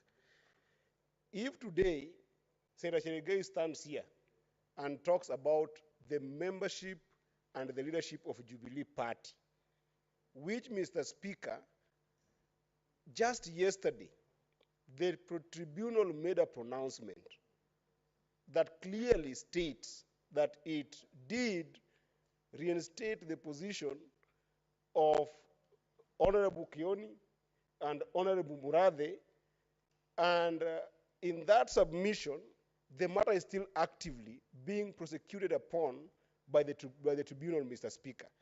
Is it in order for the senator of Nandi to keep on referring verbatim to things that do not exist and to keep on directing this House that the leadership of Jubilee is, as he so says, that Sabina Chege and Kanini Kega are the leaders of Jubilee? And in any case, Mr. Speaker, I want to guide, even though he's a ranking member, I want to invite my brother, Senator Cherargei, and any other person who is sitting in the majority side, that indeed we need to separate personal aspirations and legal issues with the management of our political parties. Because, Mr. Speaker, we know very well that in this country, the political parties organization are guided by law. And one of the laws that we have put in these houses of parliament, Mr. Speaker, is the Political Parties Act. Political Parties Act was created in the spirit of Article 1.3 of the Constitution. The issue, you should not, I'm talking to the Speaker. Mr. Speaker, will you protect me from Cherargei? And what I wanted to guide here, Mr. Speaker, is the fact that if indeed people are being honest Our own laws in the Constitution and subsequent laws requires under Article 103 of the Constitution that if you have stopped believing in one of the parties that sponsored you to office, the honorable thing to do, Mr. Speaker, is to resign from those political parties, go and seek fresh mandate from the people. There's no problem of you leaving Jubilee and going to UDA. That's fine with the members who have thought that UDA now is a more appealing concept and ideology. That one is allowed. But I've said that the point of order here, Mr. Speaker, is that Cherargei must withdraw. Keep on referring. Standing order are you referring to? 103, Mr. Speaker. Which 103 where? Yes, 103 on matters that are sub judice, because what is talking about of Jubilee leadership. But you're also talking about the Jubilee. Yeah, and that's why I'm guiding him. I'm guiding him that the matters of leadership of Jubilee, Mr. Speaker, are matters that are still in judicial determination by the tribunal, that he cannot keep on here referring to some leaders who are probably not recognized by the party and have not been established by the tribunal as leaders of Jubilee. He keeps on misguiding the House, Mr. Speaker. And if he's so passionate about Jubilee and he wants Jubilee, then he should do it in a rightful way. He should have all the members that he wants from Jubilee, from the minority side, resign under Article 103 of the Constitution and join Cherargei in UDA so that they can be able to advance his. Thank you, Senator Andy. Senator Andy, we have earned you. Now conclude your support the statement. Mr. Speaker, can you protect me from Senator Eddy? I did not find anything. He's pointing fingers at me, Mr. Speaker. He's pointing fingers at me. Kindly conclude on Mr. Speaker, what I can say. Don't go out of the way. But Mr. Speaker, because we didn't yes, need to make progress. In quick succession, I can table the letter from Register of Political Parties that confirms that the bona fide officials of Jubilee is Sabina Chege and Kanini Kega. It is not anywhere in judicial any dispute, Mr. Speaker. And therefore, I can assist my brother by providing, I'm a person of serious legal standing in this country. I can undertake under Chai and Mandazi in the launch to provide him. And my lecturer, who is proud of me, Senator Professor Tom Ojenda, is excited because he believes on the knowledge impacted on me, Mr. Speaker. In quick succession, under Article 40, Mr. Speaker, it is very sad, Mr. Speaker, that every time we must have a statement on the issue of compensation, Mr. Speaker. Yesterday, we heard about Kabunde airstrip. Senator Ogola said, we have about Senator Chimera about Tukunda airstrip. Mr. Speaker, there are many Kenyans where people are evicted, structural evictees, Mr. Speaker. You heard even the president talking about National Land Commission, Mr. Speaker, removing powers of evaluation because National Land Commission has used the power of evaluation to perpetuate corruption, Mr. Speaker. And there are many Kenyans, Mr. Speaker, where land is a problem. Mr. Speaker, when you read Senator Professor Tom Ojenda, book, Principles of Conveyancing, he starts his forward by saying land is an emotive issue. And the author of the book is seated before us, Mr. Speaker. And it is a very serious issue that cannot be wished away, Mr. Speaker. Even in Meru, there are many people who do not have title deeds. Because of even in Nandi, Mr. Speaker, we have a number of many people who do not have access to land, Mr. Speaker, because they don't have title deeds. Mr. Speaker, the law is very clear. I want to challenge and call upon Senator Kituku and others that this matter is open and shut case. Because if you take land forcibly, the law says you pay full and prompt in the value of that pricing, Mr. Speaker. And therefore, the process of conveyancing and what takes about, I really, the people of Lamu, Mr. Speaker, we must look at it. Finally, Mr. Speaker, we have a small matter of land historical injustices. I have always said when you fly over Nandi Hills, and the Nandi Hills constituency and part of Tindred, you think, Mr. Speaker, that we are living in Canaan. We are not. Those lands belong to people who take tea in London somewhere or in Europe, Mr. Speaker. You have seen what happened in Kericho, where tea plucking machines were being burned down, Mr. Speaker. Because the only issue, Mr. Speaker, it comes down to land. All these things is down to land, Mr. Speaker. And I said yesterday, as an African man, a true African man, a dry man, in a challenging accent, Mr. Speaker, You must have other things. But what is important, you must have land so that you can have identity. I'm not saying other things superintend, but we must look at it, Mr. Speaker. So therefore, this statement, Mr. Speaker, I support it, and let us, and the chair of lands is here, our brother Kaba, Senator Medhu, Mr. Speaker, he can really handle and ensure this issue is compensated, those people that come from that region, Mr. Speaker. And people like Senator Eddy, because they are learning. In our side, Mr. Speaker, I'm a founder of UDA, United Democratic Alliance. I was a member of Jubilee before. I can confirm to this House that we believe in capacity of all our members, Mr. Speaker. And when you don't see us having any seats in this House, Mr. Speaker, we are as powerful as you don't want to imagine. So, Mr. Speaker, with those very, very remarks, I want to say I support this statement and support Senator Kituku and hope we can attend. Thank you, Mr. Speaker. Next statement by Senator Beatrice Ogora. Honorable Speaker, I rise pursuant to Standing Order 53-1 to seek a statement from the Standing Committee of Land, Environment and Natural Resources regarding... Yes, what is out of order?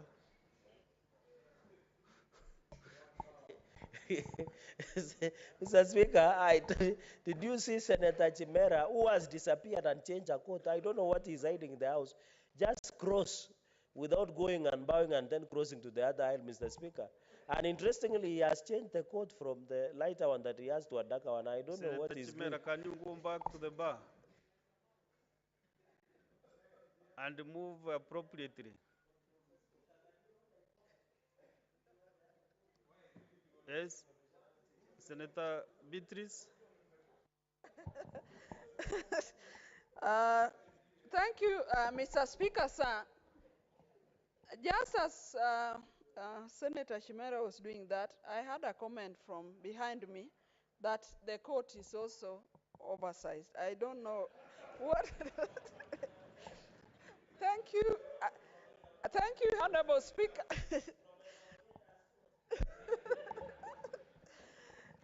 Thank you, Honorable Speaker.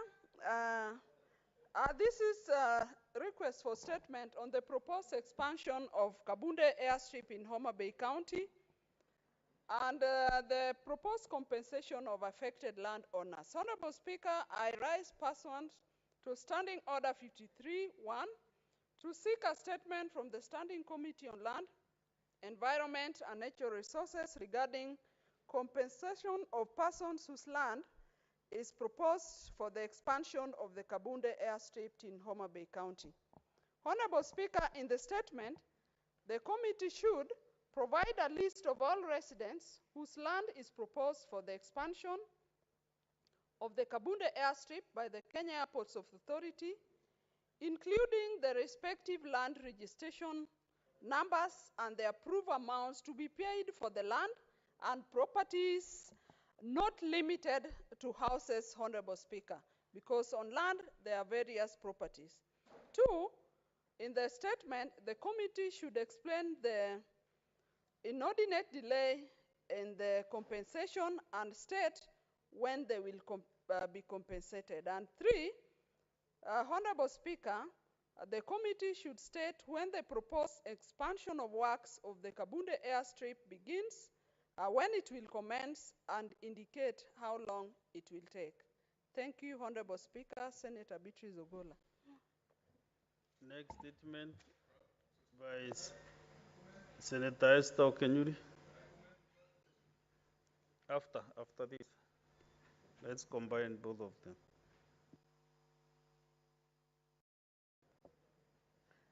Thank you, Mr. Speaker. Request for statement on the county boundary dispute between Kisii County and Nyamira County. Mr. Speaker, sir, I rise pursuant to Standing Order 53-1 to seek a statement from the Standing Committee on Devolution and Intergovernmental Relations concerning the county boundary dispute between Kisii County and Nyamira County. In the statement, the committee should, 1, provide the cadastral maps and the exact boundary points between Kisii County and Nyamira County. 2, state reasons for the ongoing boundary dispute between the two counties and the resulting chaos in Keroka town, addressing claims of double taxation of traders in the town. 3, undertake a visit to engage the affected communities in dialogue and conflict resolution. And finally, outline effective interventions being undertaken by both levels of government towards ensuring a permanent solution of the disputed boundary area. Senator Esther Okenyuri, MP. Thank you. Very brief comments from B23 senators. Senator Kajwang, Moses. Mr. Speaker, the two statements that have been requested, I have an interest in them.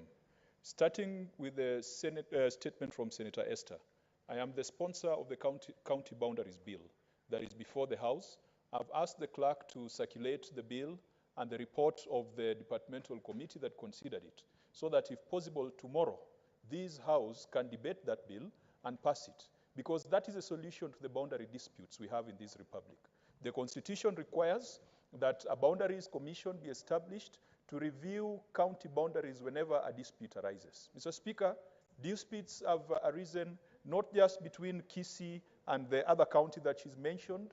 Vihiga and Kisumu have been in perpetual dispute. Even Nandi and Homa Bay, Nandi and Kisumu have been in perpetual dispute. Mr. Speaker, I want to encourage members of this House that tomorrow, if the matter is on the order paper, let us pronounce ourselves and have a county boundaries bill that can provide these affected persons and communities with a solution that will be lasting. Mr. Speaker, on the other statement request by Senator Beatrice, I also would like the committee that would be looking into this, and I've seen it has gone to the Lands Committee. Mr. Speaker, I thought this was more of infrastructure, but there is an element that I would also want to be included. It would be important to know who has been compensated, because the statement is asking for a list of those who are to be compensated. Let the House also be informed those who have been compensated, the amounts that they have received. Mr. Speaker, let the House also be informed the budgetary allocation that the national government has set aside, because airstrips and airports are the responsibility of national governments. And in many cases, because the national government has failed in its function, a number of counties have ended up putting money to upgrade airstrips. We saw that in Mandera. Mandera, they decided to put money to upgrade Takaba Airport. And it has now opened up Mandera in a way that the national government could not do. Homa Bay has done the same thing. The county government has put money in Kabunde because the national government has failed to live up to its functions and the responsibilities that are in the Constitution. And so let the committee ask the relevant CS to tell the House the budgetary allocation and how much the national government has committed to Kabunde airstrip to be able to expand that airstrip, to be able to open up the potential of tourism in Homa Bay, and to be able to open up the Lake Victoria side, which for a long time, Mr. Speaker, has been ignored and has been seen only as a den of mosquitoes and sesefly, rather than a frontier where we can encourage foreign visitors to come and visit, to come and see the beautiful Rumba National Park, to come and see the beautiful beaches that we have in Homa Bay and the neighboring counties of Kisumu and Migori. Mr. Speaker, thank you.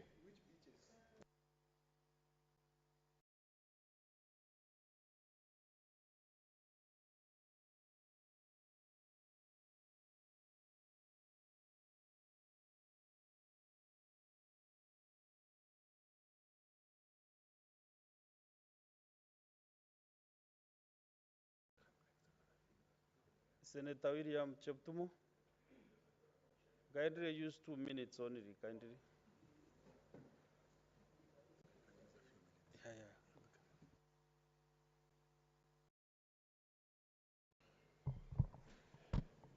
Thank you, Mr. Speaker.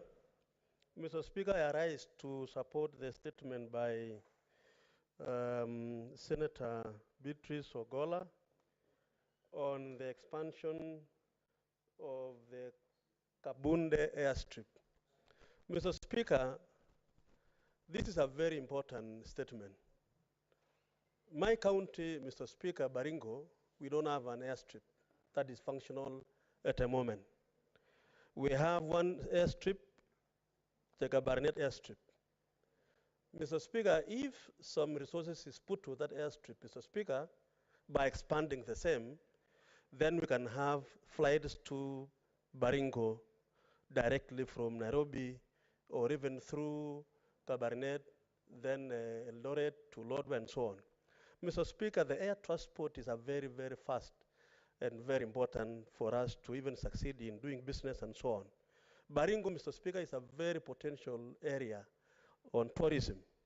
And Mr. Speaker, it is important that the Minister of Transport, and Mr. Speaker, let me really thank the CS Transport because recently we had a meeting with him, leaders of Baringo, and he promised to look into that Kabarnet airstrip and their airstrips within Baringo, like Baringo airstrip, Kimalil airstrip, and others. So, Mr. Speaker, just like what is being sought by Petri Sogola, the Senator Oma Bay, no Migori, not Migori, but Oma Bay, yes.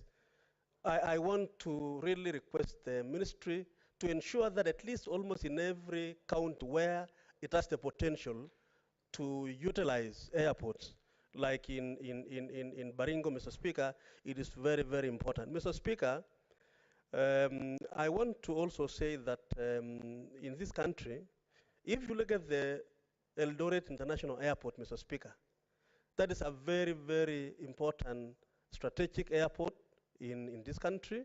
And then from there now members are able, like for Baringo now you have to go to Eldoret, then again you drive all the way to Baringo through Iten and so on. So Mr. Speaker, I think it's a very important statement and the committee responsible, Mr. Speaker, in my view, should be able to also look at the other areas of our country so that we improve and expand airstrips in our country. Thank you, Mr. Speaker. I support. Senator David Wakoli. Sorry, I have nothing to say, Mr. Speaker. I was talking something else. Thank you. Senator Professor Tom Ojenda.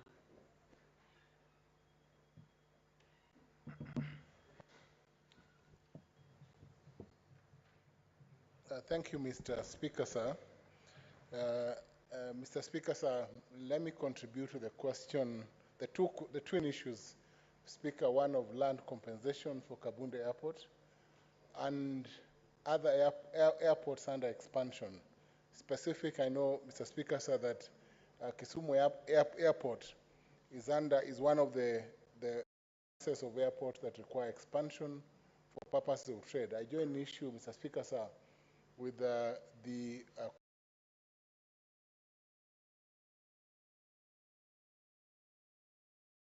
and the role of the National Land Commission are set out under the Land Act 2012 and the Land Registration Act 2012. Mr. Speaker, sir, I speak as a previous chair of the Land Acquisition Compensation Tribunal, and I know that the issue of valuation and the issue of compensation are two issues that are key and that have raised a lot of concern. The question as to whether the authority that is assessing the value of land and the authority that is compensating should be the same authority. I believe, Mr. Speaker, sir, that land compensation is at the core of every government project. And only if the landowners in Kabunde can be compensated in time, Mr. Speaker, sir, would then the expansion exercise of Kabunde Airport, which serves the four counties of Migori, Homa Bay, Kisumu, and even Nyamira and Kisii, if the expansion can be done so that the residents of these four counties are served better, I think it serves the wider interest of the public within that region. And will also spur trade, in a sense, Mr. Speaker, sir, because I know that Kisii, Nyamira, Homa Bay, Migori counties are rich agricultural counties. And the government should therefore ensure that Kabunde Airport in Homa Bay is expanded. It will also ease transport so that those who are flying in from Nairobi and Kisumu and other places to Kabunde Airport are able to access easy transport through airlines. I think that now we only have Fly 540 that goes to Kabunde in Homa Bay. And Mr. Speaker, sir, I therefore support the statement of the Senator for Homa Bay, Honorable Kajwang, that the government needs to deal with the question of compensation all over the country, Mr. Speaker, sir. My learned friend, Mr. Cheptumo, Senator Cheptumo, has spoken to the question of Baringo. As a resident, my lord, Mr. Speaker, sir, of this region, including Nakuru, I know that the expansion of airports in this country is a question of priority. It isn't the time taken by Kenyans to travel, it isn't the time taken to do business, and is generally good for the economy. And we allowed the Minister for Transport for giving priority to the expansion of airports and airstrips, including Kakamega Airport, which I think is one of the airports that is under extension. I thank you, Mr. Speaker, sir. Senator Catherine Weka.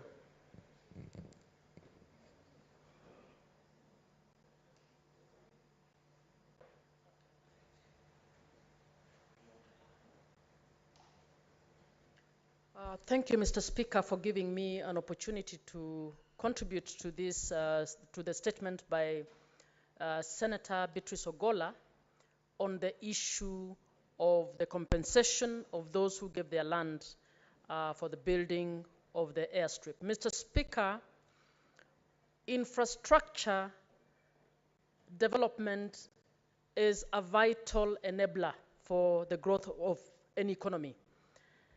And it is important that even as we have recognized this in our blueprint, Vision 2030, we operate in such a way that when we come up with infrastructure development, we don't have a lot of delays because of failure to consult with communities or failure to effectively compensate communities for giving up spaces in order for this infrastructure to be put in place. Mr. Speaker, even as we speak about compensation of land, I wish to bring it to the attention of this House that that will just be a bandage approach to addressing the issues of development infrastructure. Mr. Speaker, I have, in an earlier moment in this House, indicated that there is a need for this country to come up with a social risk management mechanism to ensure that beyond the environmental assessments that we do before we do development infrastructure, that we need to expand to also do the social risk to development and the need to assess the social impacts of the infrastructure that we come up with, so that when we come up with a need to put up an airstrip or an airport in any place, we will do the due diligence in terms of social consultation with the communities, so that when that infrastructure happens, everybody is happy. The communities who've given land are compensated. The communities who are going to be impacted have asked questions about what this will portend for them, and the infrastructure development is able to proceed without a problem.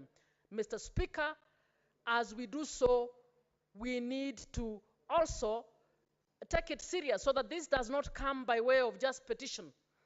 It is a serious political, political and policy concern that the government needs to embark on, so that we avoid having to bring another statement on Kakamega airstrip or another statement on Busia airstrip, because we will have had a national policy that holistically addresses these issues. Mr. Speaker, the airport infrastructure is so key and in our country underutilized, underappreciated.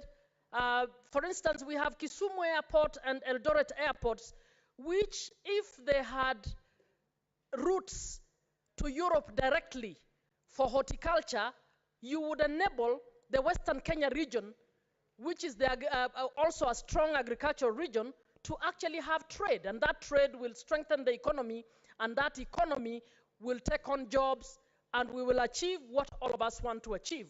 So I wish to support and say that beyond what the statement says, that we need to consider issues of social risk management in the development of infrastructure and provide a holistic law that can protect both communities and investors in this infrastructure development. Thank you, Mr. Speaker.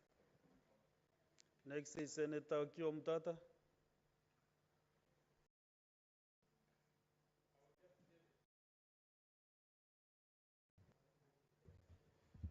Mr. Speaker, sir, thank you for the opportunity to address the House, and I stand to support the two statements by the two eminent senators.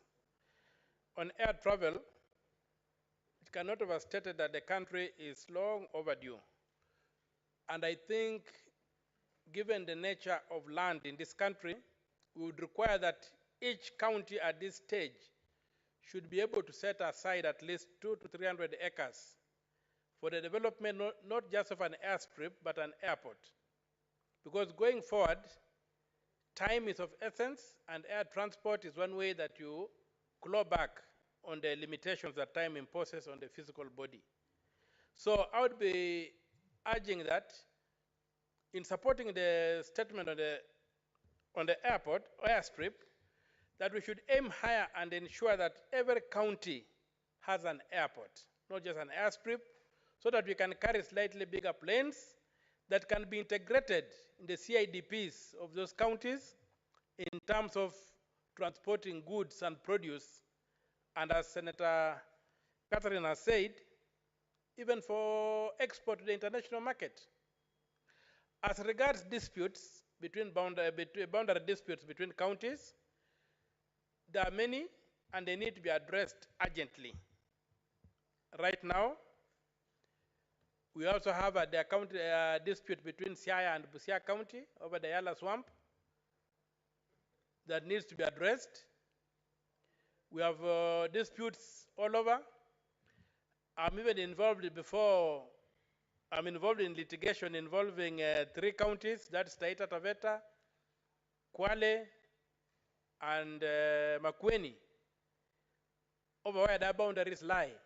So this is a matter that is really serious, and I think we should expand the statement to provide for solutions to all these other county boundaries, so that the people can know where to pay taxes. The question of double taxation is a very painful one, and it's one that should not be allowed, that 2 counties can force a trader to pay taxes to both of them, just because the government, and the national government, has failed in its mandate to mark out, to put down beacons where these county governments should end their jurisdiction and where the other one should begin. So with those few remarks, I support the 2 statements, and I also support the request by Senator Kajwang that this bill on county boundaries should be fast-tracked. Thank you, Mr. Speaker, sir. Thank you. Last but not the least, Senator Chesang, 2 minutes. Alan.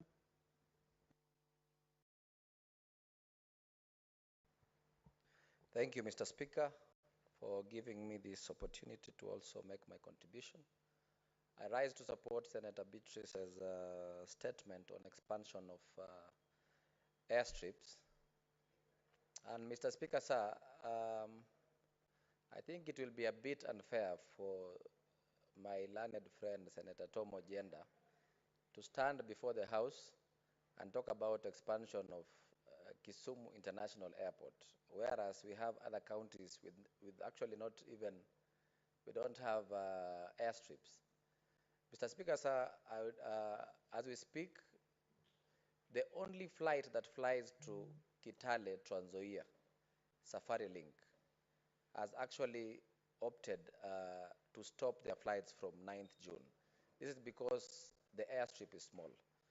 So I want to support this statement by saying that this should be an issue that the national government should take as a priority, because of issues that Senator Mumo has said, and Trans Nzoia being also the breadbasket of this country, Mr. Speaker, sir. And we have floriculture, we have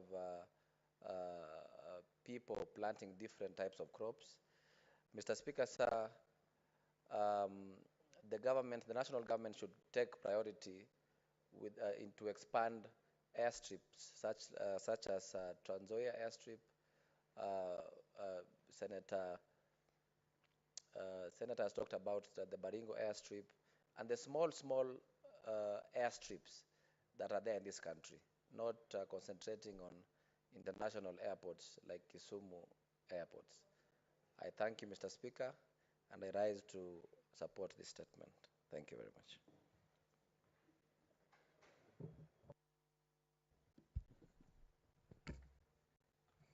Honorable Senators, I want us to reorganize the business.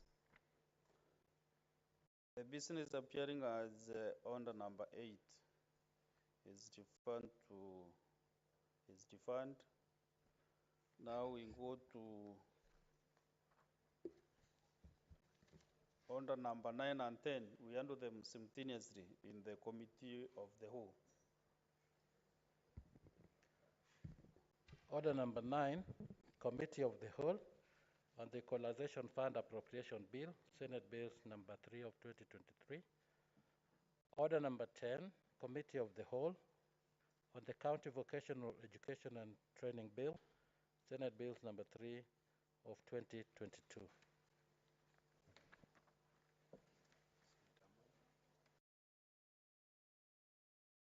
Honorable Senators, when the committee of the whole is called, Senators should stand up. Senior Boni Karwale.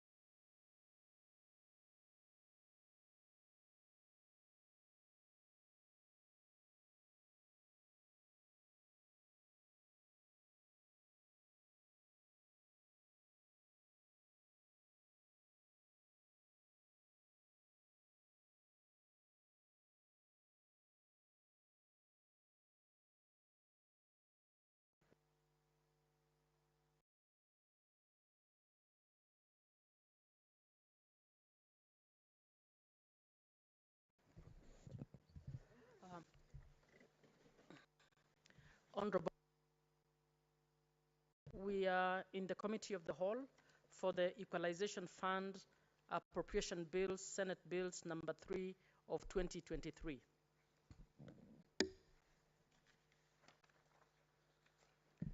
Clause 2. I propose the question that Clause 2 be part of the bill. Mover.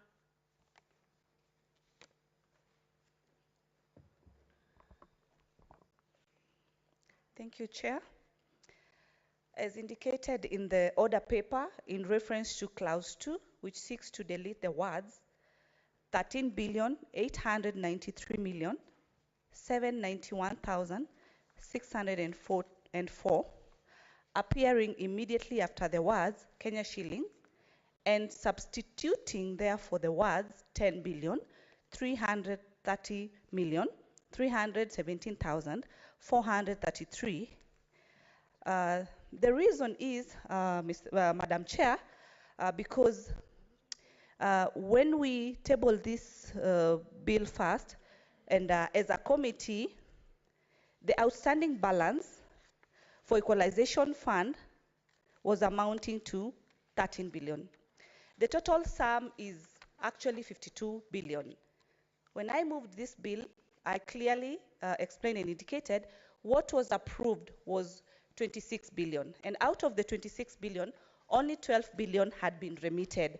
And so the outstanding is supposed to be 13 billion. In our deliberations as a committee, what was approved by National Treasury in the supplementary budget was 10 billion. And we felt, in the wisdom of the committee, that we first receive the 10 billion, and hence the outstanding balance of the 3 billion will be included in the 23 billion balance. And so the outstanding balance is 26 billion. And so we decided, let us first receive what has been approved. And hence, that is what we are seeking in this particular Clause 2 amendment, which has further affected the schedule of each and every county as far as the distributions are concerned, just as far as the less 3 billion is concerned. Not that this money is not going to be remitted, but the timeliness is what we considered as a committee. And through that, Madam Chair, I beg to move. I propose the question that Clause 2 be amended as proposed. I put the question that Clause 2 be amended as proposed. Division at the end. Clauses 3, 4, 5, and 6. I propose the question that Clauses 3, 4, 5, and 6 be part of the bill.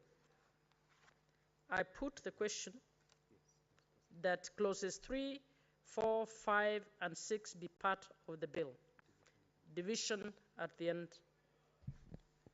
The schedule. I propose that the question that the schedule be part of the bill. Mover.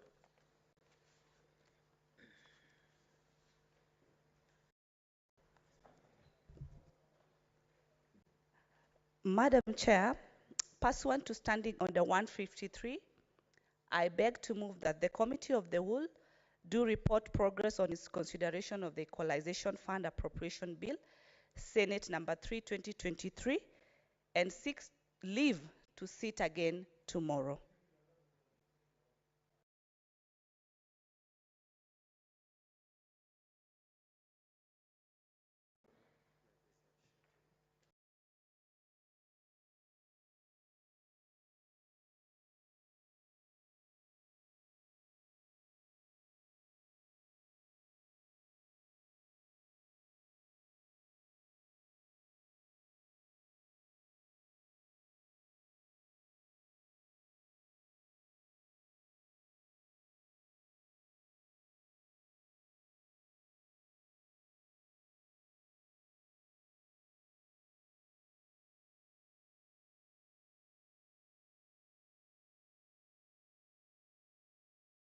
Honorable Chair, at this point, I do beg that the schedule be amended as per the order paper.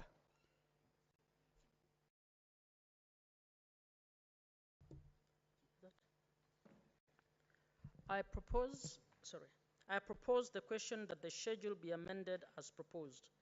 I put the question that the schedule be amended as proposed. Division at the end. The title and Clause 1.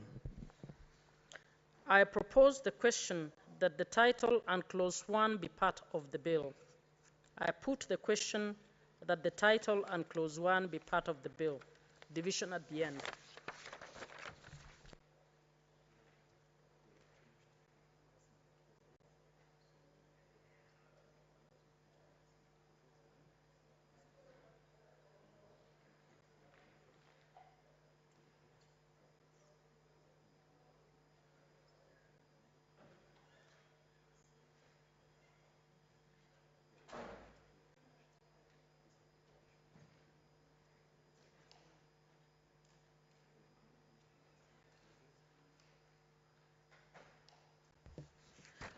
Members, we have finished canvassing the clauses on the Equalization Fund Appropriation Bill, Senate Bills number 3 of 23. Here.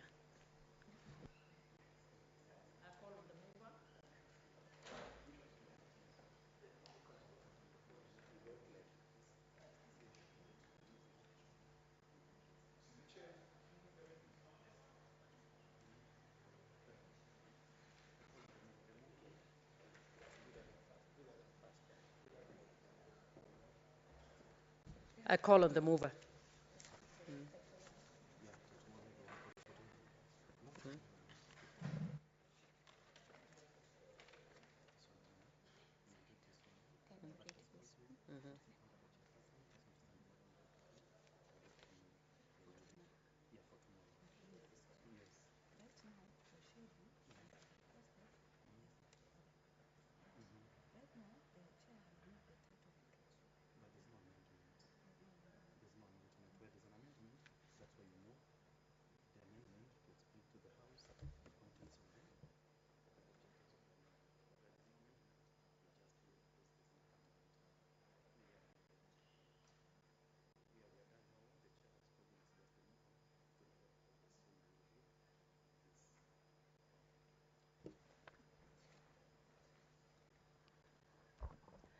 Honorable Chair, at this point, pursuant to Standing Order 153, I do beg that the Committee of the Whole do report progress on its consideration of the Equalization Fund Bill, Bill number 3 of 2023, and seek leave to sit again tomorrow. Thank you. I put the question that the Committee of the Whole do report progress on its consideration of the Equalization Fund Appropriation Bill, Senate Bills number 3 of 2023, and seek leave to sit tomorrow. As many as are of the similar opinion say aye.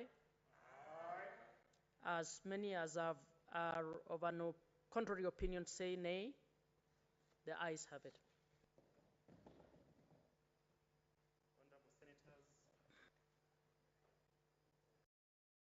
Next bill.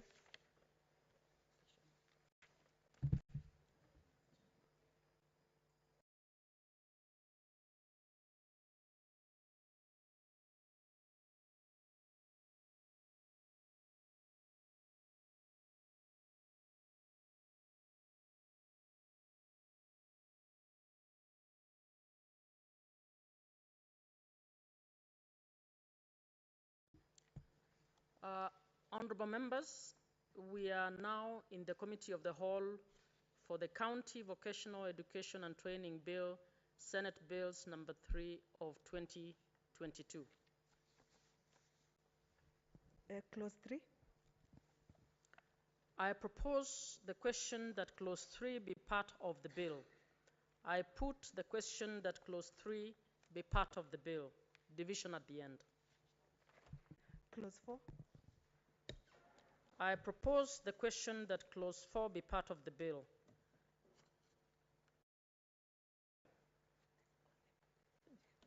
The Chair.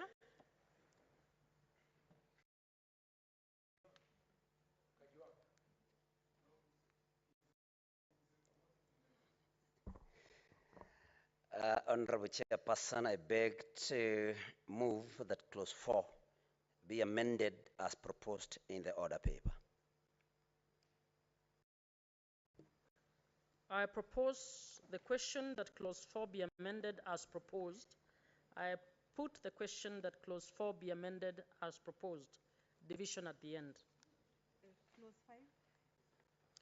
I propose the question that Clause 5 be part of the bill. Chair. Honorable Chairperson, I beg to move that Clause 5 be amended as proposed in the order paper. I propose the question that Clause 5 be amended as proposed.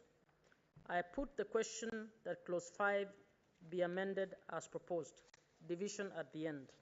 Clause 6. Chair.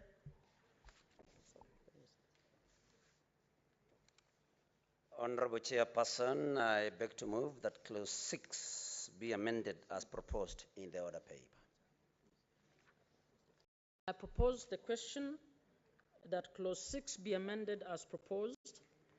I put the question that clause 6 be amended as proposed. Division at the end. Clause 7. Chairperson.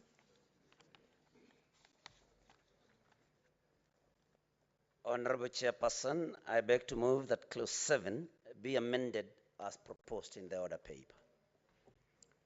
I propose that the question that clause 7 be amended as proposed.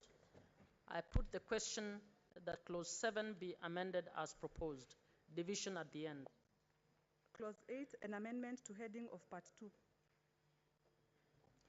I propose the question that clause 8 be amended to heading of part 2 be part of the bill. Chairperson. Honorable Chairperson, I beg to move that clause 8 be amended as proposed in the order paper.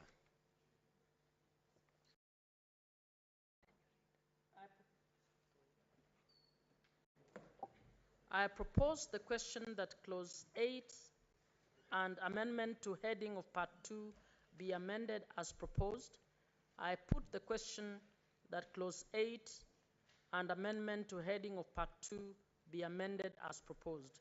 Division at the end. Clause 9.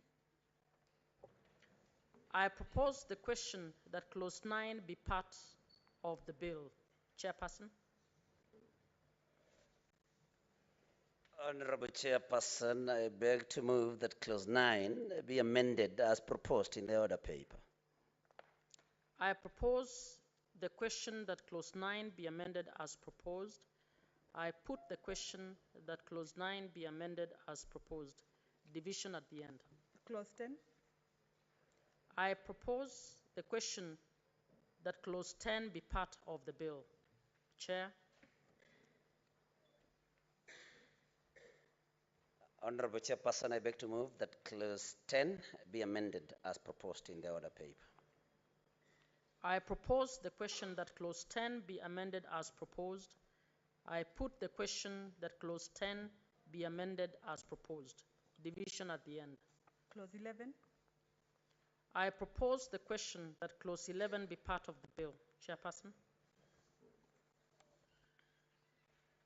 Honorable Chairperson, I beg to move that clause 11 be amended as proposed in the order paper. I propose the question that clause 11 be amended as proposed. I put the question that clause 11 be amended as proposed. Division at the end. Clause 12. I propose the question that clause 12 be part of the bill. Chair. Honorable Chairperson, I beg to move that clause 12 be amended as proposed in the order paper.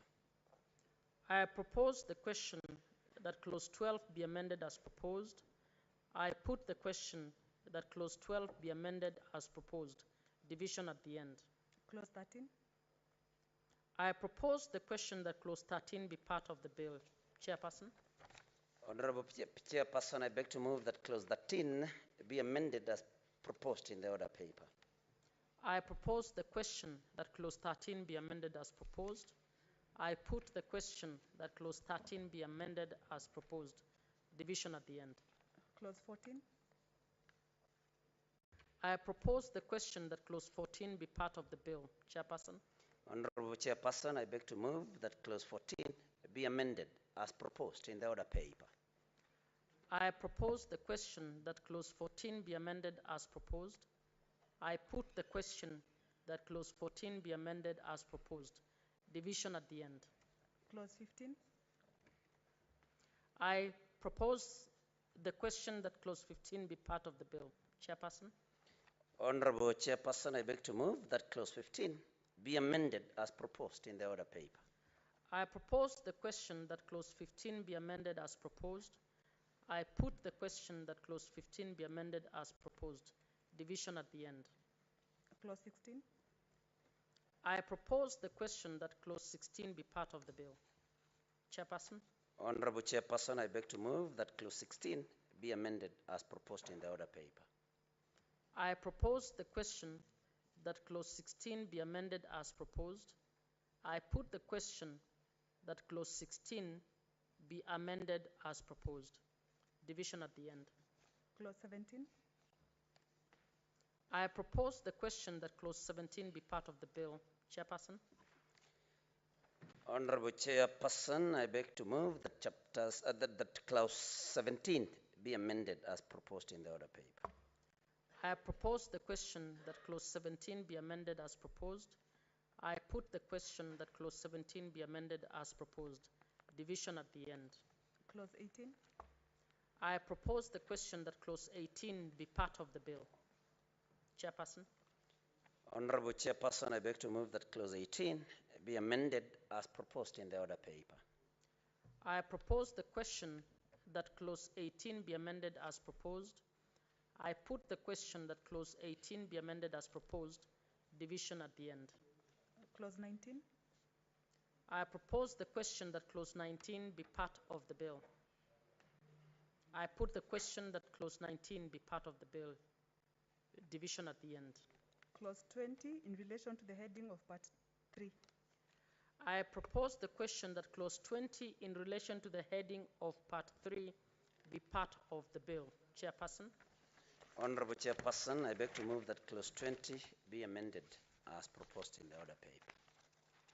I propose the question that clause 20 in relation to the heading of part 3 be amended as proposed. I put the question that clause 20 in relation to the heading of part 3 be amended as proposed. Division at the end. Clause 21. I propose the question that clause 21 be part of the bill. Chairperson. Honorable Chairperson, I beg to move that clause 21 be amended as proposed in the order paper.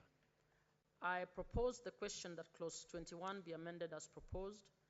I put the question that clause 21 be amended as proposed. Division at the end. Clause 22. I propose the question that clause 22 be part of the bill. Chairperson. Honorable Chairperson, I beg to move that clause 22 be amended as proposed in the order paper. I propose the question that clause 22 be amended as proposed. I put the question that clause 22 be amended as proposed. Division at the end. Clauses 23 to 26. I propose the question that clauses 23 to 26 be part of the bill. I put the question that clauses 23 to 26 be part of the bill. Division at the end. Clause 27. I propose the question that clause 27 be part of the bill. Chairperson.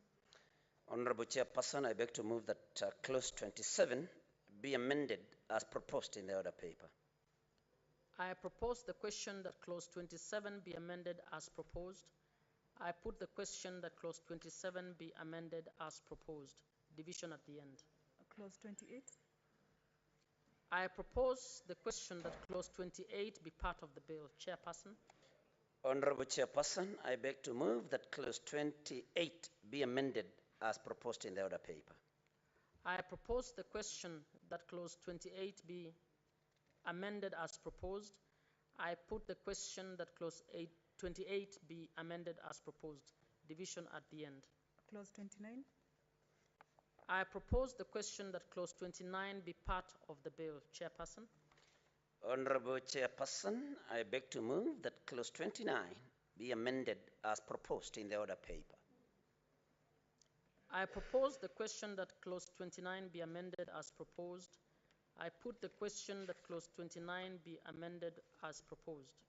Division at the end. Clause 30. I propose that clause 30 be part of the bill. Chairperson. Honorable Chairperson, I beg to move that clause 30 be amended as proposed in the order paper. I propose that the question that clause 30 be amended as proposed. I put the question that clause 30 be amended as proposed. Division at the end. Clause 31. I propose the question that clause 31 be part of the bill. Chairperson. Honorable Chairperson, I beg to move that clause 31 be amended as proposed in the order paper. I propose the question that clause 31 be amended as proposed. I put the question that clause 31 be amended as proposed. Division at the end. Clauses 32 and 33. I propose the question that clauses 32 and 33 be part of the bill. I put the question that clauses 32 and 33 be part of the bill. Division at the end. Clause 34. I propose the question that clause 34 be part of the bill. Chairperson. Honorable Chairperson, I beg to move that clause 34 be amended as proposed in the order paper. I propose the question that clause 34 be amended as proposed. I put the question that clause 34 be amended as proposed. Division at the end. Clauses 35 to 37. I propose the question that clauses 35 to 37 be part of the bill. I put the question that clauses 35 to 37 be part of the bill. Division at the end. Clause 38. I propose the question that clause 38 be part of the bill. Chairperson.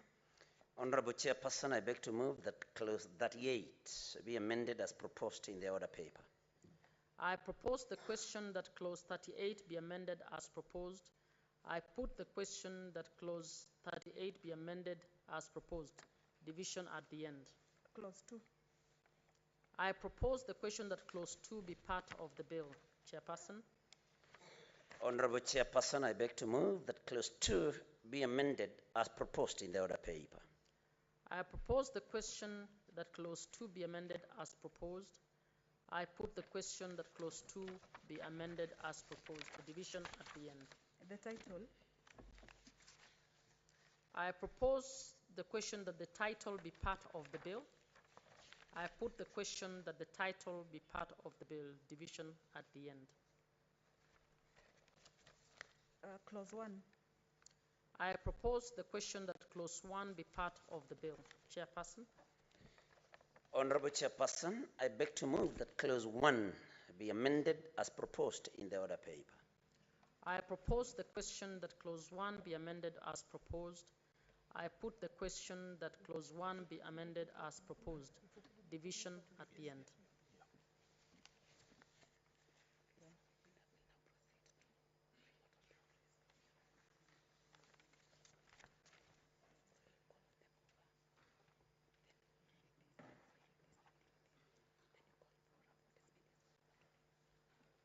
I now call upon the mover to report on progress.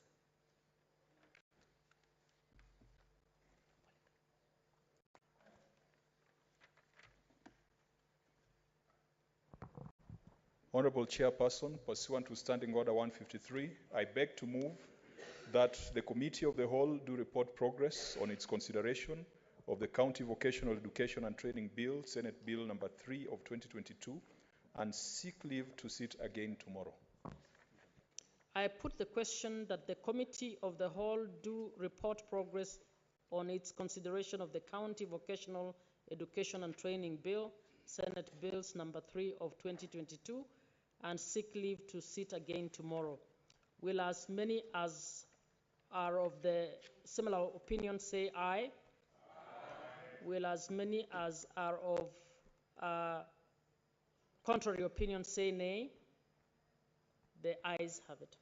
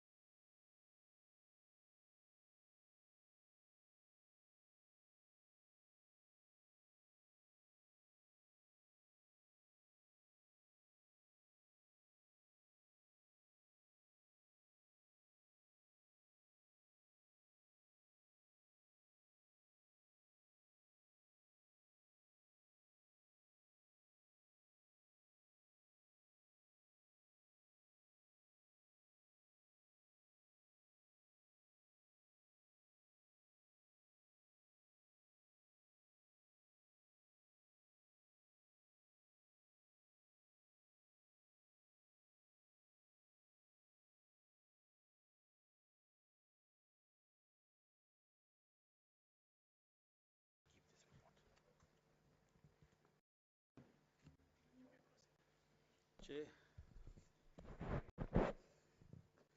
Chairperson.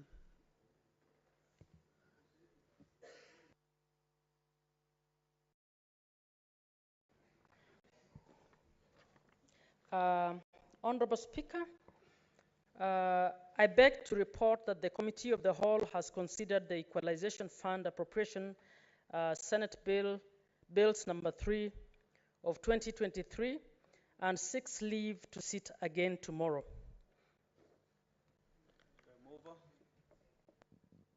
Mover. This is the Equalization Fund.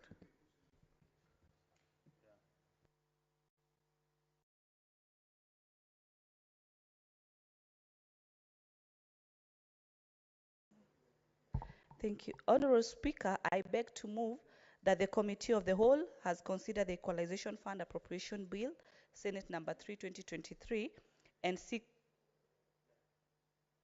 I beg to move that the House do agree with the committee on the said report.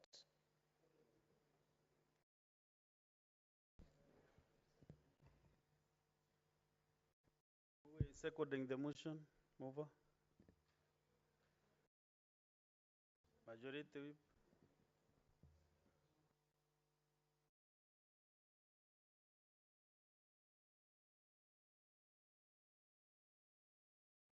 Thank you, Mr. Speaker. Mr. Speaker, I second the motion. The bill as moved.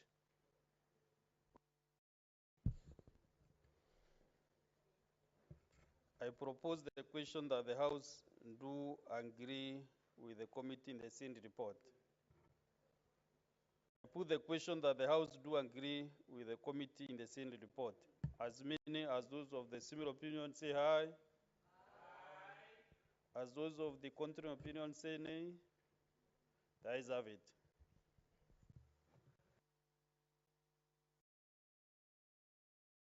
Let's go to the next bill, the County Vocational Education and Training Bill, Senate Bills number 3 of 2022. Chair. Honorable Speaker, I beg to report that the Committee of the Whole has considered the County Vocational Education and Training Bill, Senate Bills number 3 of 2022, and seeks leave to sit again tomorrow. Mover. Mr. Speaker, I beg to move that the House do agree with the committee on the said report, and the Senator for Busia shall second. Senator Okiya Mtata. I second. I propose the question that the House do agree with the committee in the same report. I put the question that the House do agree with the committee in the same report. As many as of the similar opinion say aye. Aye. As those of contrary opinion say nay. The ayes have it.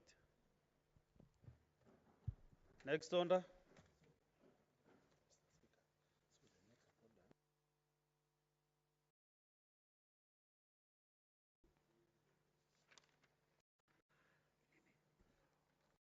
Order number 11, the Learners with Disabilities Bill, Senate Bills number 4 of 2023, second reading, resumption of debate interrupted on Wednesday, 3rd May 2023.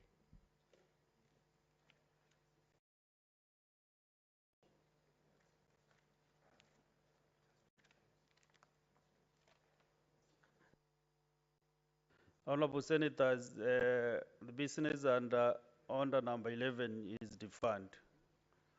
Next order. Order number 12, the Cotton Industry Development Bill, Senate Bills number 5 of 2023, second reading. Senator Bed Sengo.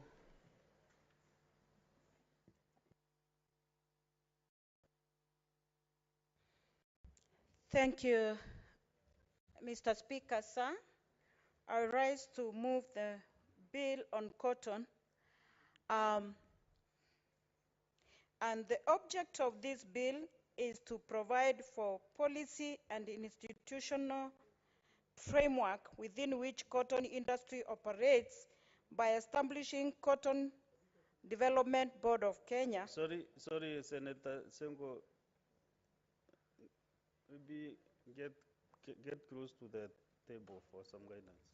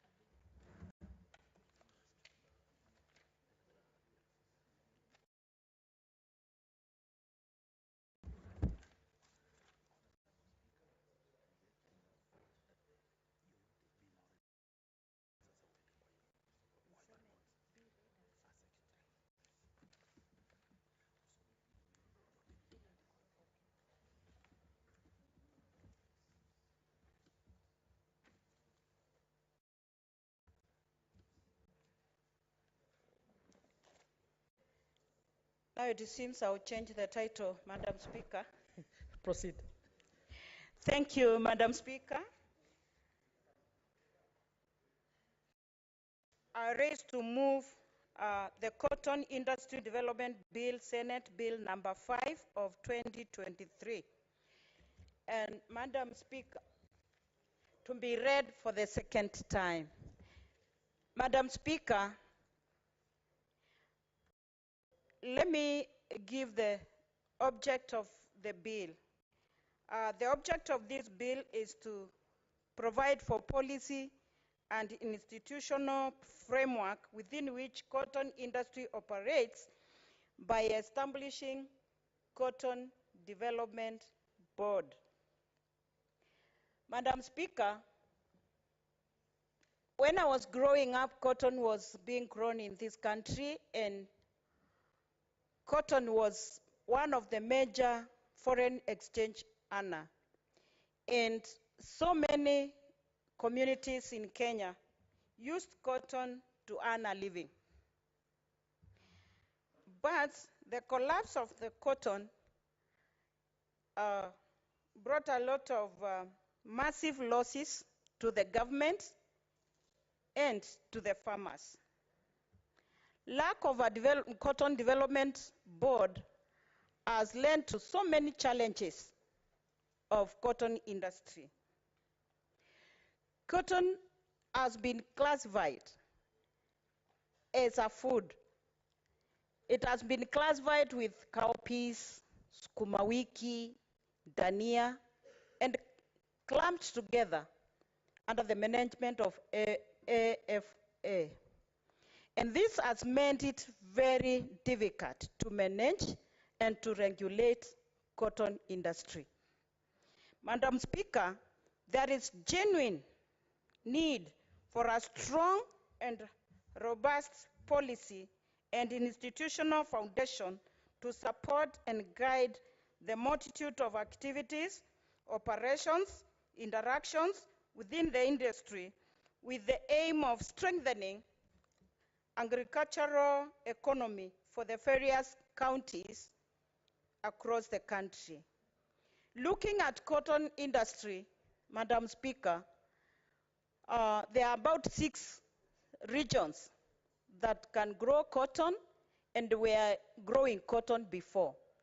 And if cotton industry is revived, this will support the economy of the country, will empower farmers, and will ensure that farmers will be able to take their children to school, will earn living, and actually this cotton that acts as a cash crop will bring a lot of revenue to the country. Madam Speaker, this bill aims at revamping the cotton farming in order to make it profitable, sustainable, development-oriented activity. And so, at this point, I would request that this bill is debated and we see how we can support the country through reviving the cotton industry. Thank you, Madam Speaker. I request Senator from Bungoma to second. Asante sana Mheshimiwa Spika, ningependa kuchangia yaliyosemwa na Spika Beth Siengo. Mimi kama mojawapo wa wanachama wa komiti ya ukulima na uchumi samawati, tuliweza kuzuru pembe mbalimbali za nchi ya Kenya ambazo zimeweza kihistoria na kitafiti kuthibitishwa kwamba ni maeneo ambayo pamba inaweza kuzwa, pamba inaweza vunwa na vile vile kutengenezwa kwa bidhaa mbalimbali. Yale ambayo yamedhihirika fika, Mheshimiwa Spika, ni kwamba kudorora kwa idara ya pamba Kenya hii ni kwa sababu ya ufisadi, mfumo mbaya wa uongozi, vile vile kutogharamika kwa serikali kwa kuwapa wakulima pembejeo na ujuzi ama taaluma ya kisasa kuhakikisha kwamba Kenya inaenenda kibiashara na kiuchumi na nchi za kimataifa ambazo zimebobea katika upanzi na uvunaji na kutengeneza bidhaa mbalimbali katika bara la Afrika na nchi nzima. Katika maeneo ya Kitui tuliweza kuzuru kiwanda ambacho kilibuniwa mwaka 1983 ambacho kinaongozwa na uzao wa tatu wa familia ya Kihindi. Ukija kule Bungoma tuliweza kuzuru kiwanda cha Malakisi, tukaenda kule Busia tukazuru kiwanda cha Mlwanda, na hivi ni viwanda ambavyo vina uwezo mkubwa wa kutengeneza bidhaa mbalimbali kama mavazi, kama vyakula vya mifugo na vile vile mafuta kama dizeli ambayo hutumika na magari. Mimi naunga sisi kama tume ya kamati ya ukulima na jumba la Senate ni lazima tuwekeze katika upanzi wa pamba kama mojawapo wa vitega uchumi ili Kenya iweze kujimudu katika sekta ya kutengeneza mavazi na mambo mbalimbali. Tukiangalia katika mapato ambayo serikali ilikuwa inapata siku za awali, yamedidimia hayo mapato kwa sababu ya utepetevu. Na hii falsafa ama mfumo, sheria na kanuni ambazo mswada huu unaleta ni kuhakikisha kwamba kuna uwajibikaji katika uongozi wa viwanda hivi. Vile vile serikali za kaunti zimepewa majukumu ya kuwapa mbegu na pembejeo wakulima hawa ili maeneo ya Nyanza ambayo kuna kiwanda ama taasisi ya uchunguzi na utafiti wa upanzi wa pamba uweze kuimarishwa maradufu ili Wakenya waendelee kunufaika. Kwa hayo machache, Mheshimiwa Spika, naomba kuunga mkono mswada wa Mheshimiwa Seth Siengo. Asante sana Mheshimiwa Spika. Honorable Senators, I propose the question that the Cotton Industry Development Bill, Senate Bills number 5 of 2023, be now read a second time.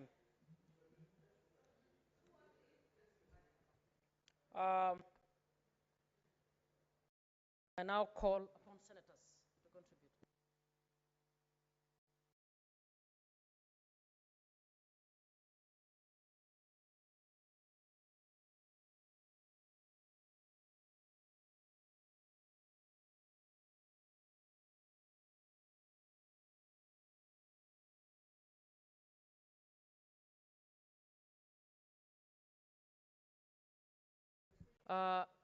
For the mover, there's no one contributing. There's no one wishing to contribute to this.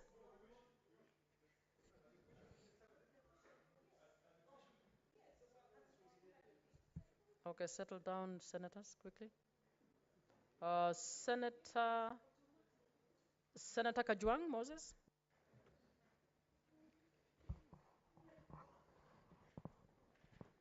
Madam Speaker, I rise to support the Cotton Industry Development Bill that has been sponsored by Senator Beth Siengo, and I want to congratulate Senator Beth for making this her maiden bill. Mr. Speaker, cotton is a very important raw material. It is a very important driver of economies where cotton has been taken seriously. The county that I represent, Homa Bay, was one of the leading growers of cotton in this country. Mr. Speaker, cotton has been part of our spiritual journey. It has been part of our academic journey, part of our economic journey. Spiritual journey in the sense that when Pastor Kaskalen came to the hills of Kindu to set up the first Seventh-day Adventist church in Homa Bay on the shores of Lake Victoria, Pastor Kaskalen introduced the people of Homa Bay to cotton growing. Whereas in the past, the people of Homa Bay made their garments using readily available material, cotton was not part of it. We made our garments using hides and skins. We made our garments using paper derived from the papyrus that was abundant around the lake. When Pastor Kaskalen and Pastor Nyasa from Zambia, either Zambia or Malawi came, they introduced us to mass growing of cotton. The chiefs then realized that these religious leaders had not come to steal their land and had not come to colonize them, had not come to belittle them as Africans. And our people in Homa Bay took up cotton growing. It spread. As a result of its spread, the church also spread. That is why I'm saying it's part of our spiritual journey. Mr. Speaker, Madam Speaker, cotton has been part of our economic journey because it allowed our people to get into the cash economy. Prior to that, we were trading using barter, and that is the reason why one of the counties in Kenya is called Kisumu. Kisumu is derived from the Luo word Kisuma, and Kisuma is really about barter. Our people would come with fish from Homa Bay, walk over to Kisumu, and exchange the fish with other delicacies that the people of that area produced. But because of cotton, the concept of cash was introduced to our people. As a result, we had the first bank accounts. We had the first people who could be able to go to shops and buy items to put up more modern structures. Cotton has been part of our academic journey. Many of us have been educated as a result of the proceeds of cotton. If it wasn't for cotton, probably many people, perhaps the first or second generation after colonialism and after the arrival of the church in our region, would not have made it to school because their parents perhaps would not have been able to afford the school fees. Cotton has been part of our urban centers and our urban structures. When you drive along the roads of the cotton growing areas, you'll find centers called store pamba. Now, store pamba simply means cotton store or store ya pamba. And so you'll find in Homa Bay a center called store pamba, in Kisumu a center called store pamba. And one thing that is unique about the store pambas is that they are huge warehouses where people used to bring and aggregate their cotton for it to be delivered onwards to the ginneries and to the people who would process it and add value to it. Madam Speaker, that was the landscape in Kenya. That was a landscape in Homa Bay, in Busia, in Kitui, and in several other counties, until we succumbed to pressure to liberalize our economy, to open the floodgates to second-hand imports into this country. That killed the cotton industry once and for all. Madam Speaker, even though we are always very quick to blame the IMF and the structural adjustment programs of that era, there were also a lot of local blunders, local political decisions that we made that led to cotton being on the brink of collapse. Madam Speaker, in this country, it is thought that fertilizer is only for maize farmers. No one ever thinks of providing fertilizer to growers of cotton, growers of cashew nut, and growers of other agricultural products.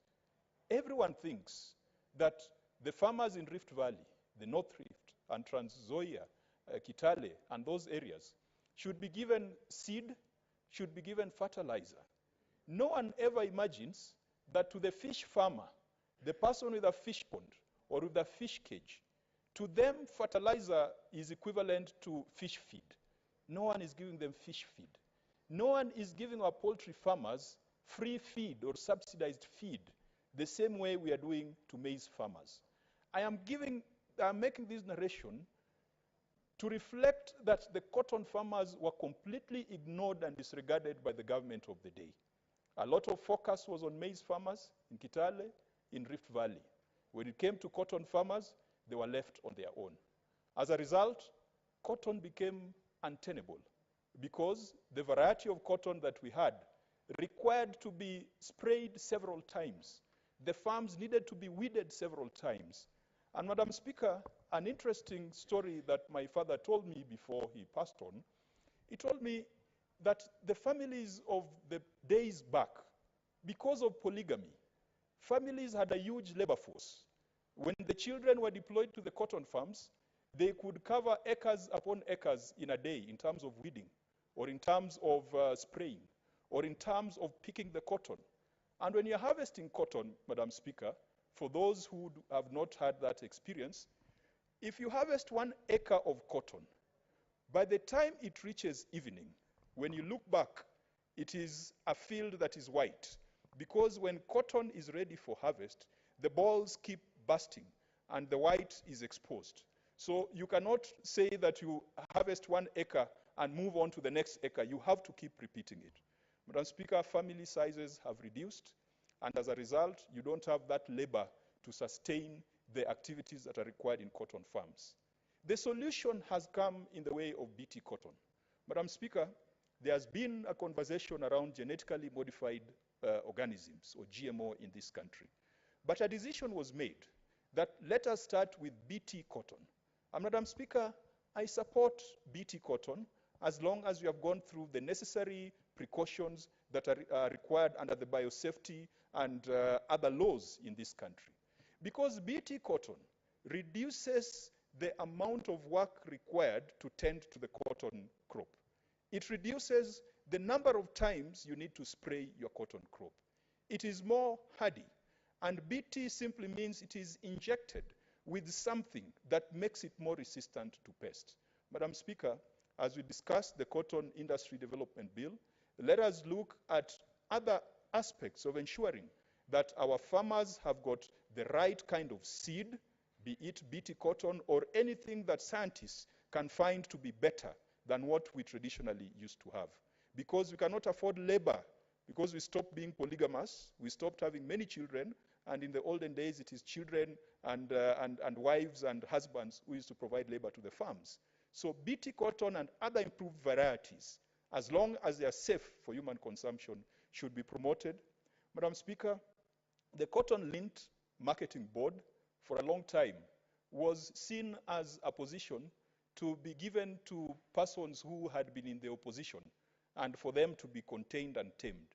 You do recall that Jaramogi Oginga Odinga, when he left detention, he was appointed to be the chair of the Cotton Lint Board. And because Jaramogi Oginga Odinga was a truthful man, I don't know, today people tolerate truthful men, but they never tolerated the truthful man that Jaramogi was. Because Jaramogi, when he was appointed chair of the Cotton Lint Board, he said that there are people who grabbed land in Kenya. And as a result, he was fired from the Cotton Lint Board and sent into political oblivion. Those were some of the things that made cotton to be underlooked, underrated. There was underinvestment in the cotton industry because of political considerations. Also because cotton was grown in areas that were politically radical. Madam Speaker, the government, in terms of its industrial policy, in terms of its agricultural policy, saw to it that those regions remained marginalized and at the mercy of the national government. This bill should cure that problem. This bill should revive cotton growing. It should put money back in the pockets of cotton growers. It should allow cotton growers to work with the same kind of dignity that maize farmers have. This bill should ensure that the national government looks at cotton the same way it looks at maize growers. That it should, as it's providing free or subsidized fertilizers to maize growers, it should do the same for cotton growers. It should provide good quality seed to cotton growers. It should ensure that there is a market for Kenyan cotton. It should ring-fence the Kenyan local market. Madam Speaker, the AGOA, Africa Growth and Opportunities Act, that the Americans came up with to support African countries to spur local production and to be able to export things to the United States. Statistics show that even though we are making Levi's here in Athi River, that we are making Lee and all sorts of designer brands here in Athi River, all of which are extensively based on cotton. Most of that cotton is coming from Egypt, is coming from other countries, coming from Ethiopia, and very little of it is coming to Kenya. We need to address that. If AGOA is to be beneficial to the people of Kenya, it should not just be in the form of providing some sweatshop kind of labor for our people in Athi River. It should not just be because it is providing a real estate market or real estate boom in Athi River and Syokimau and related areas. It must also trickle down to the farmers. We must make sure we protect our farmers, but we can only do that if we promote the production of cotton, we promote the formalization of cotton growing.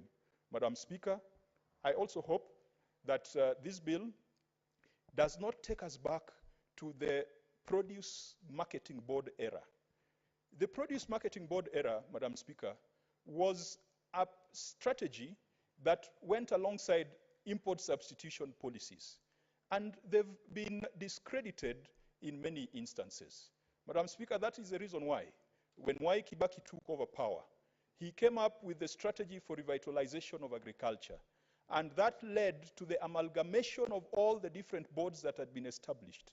And we set up one super board called Agriculture, Food, Fisheries, and Livestock Organization. Madam Speaker, I know today, before this House, there are some proposals to break down AFA, because AFA has failed in its mandate. But AFA has not failed because it was meant to, or the managers there did not do a good job. AFA failed because the ministers of agriculture were always fighting with AFA. The ministers of agriculture, from the time AFA was established, thought that AFA had more powers than the Ministry of Agriculture. And so they've done all they can to bring back the powers that have been given to AFA back to the ministry.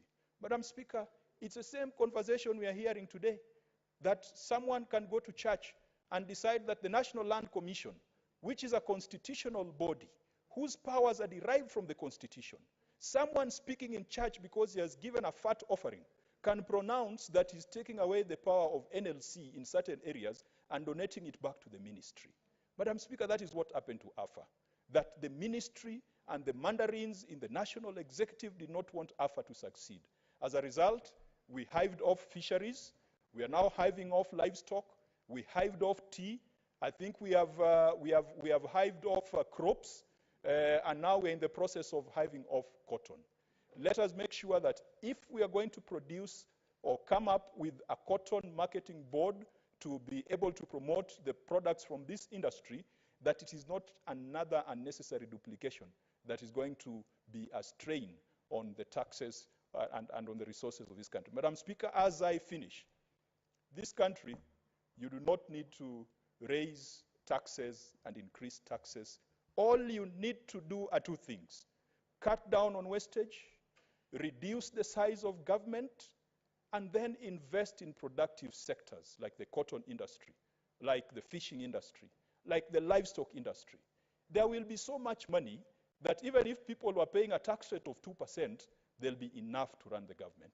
Madam Speaker, I support and I congratulate Senator Siengo on this wonderful bill that will put money in the pockets of the people of Homa Bay. Senator Olekina.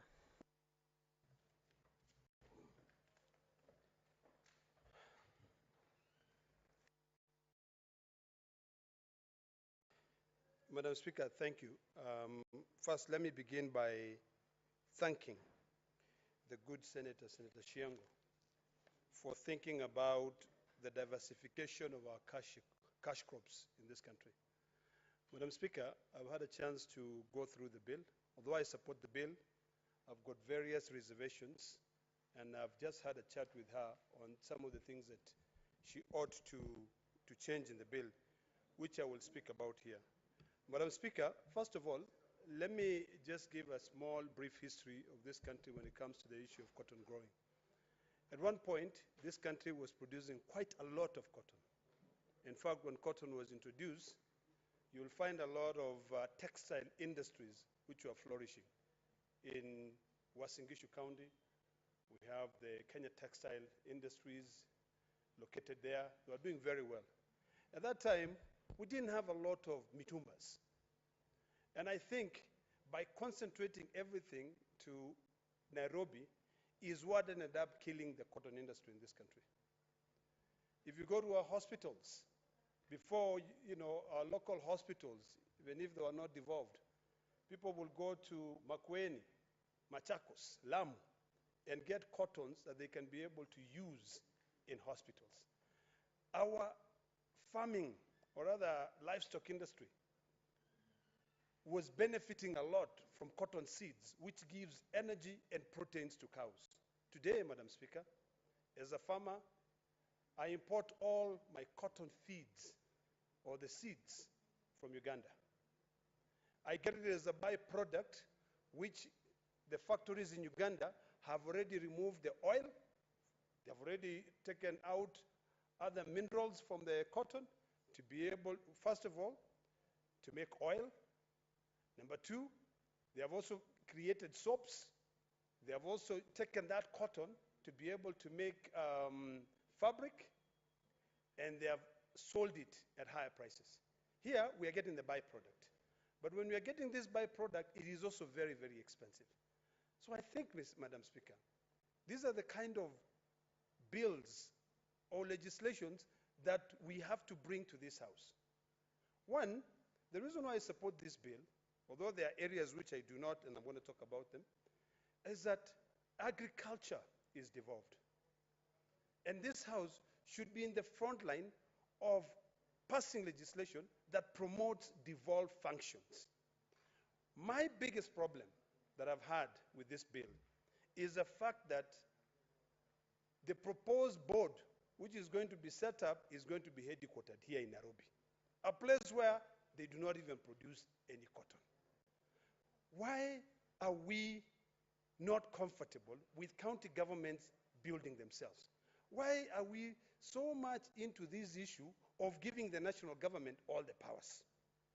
Madam Speaker, the day we recognize the fact that our counties are very important for us, and they are very important for the people on the ground, is the day that we'll begin making legislations that will make sure that even if it is those boards, they are only set up in the county levels.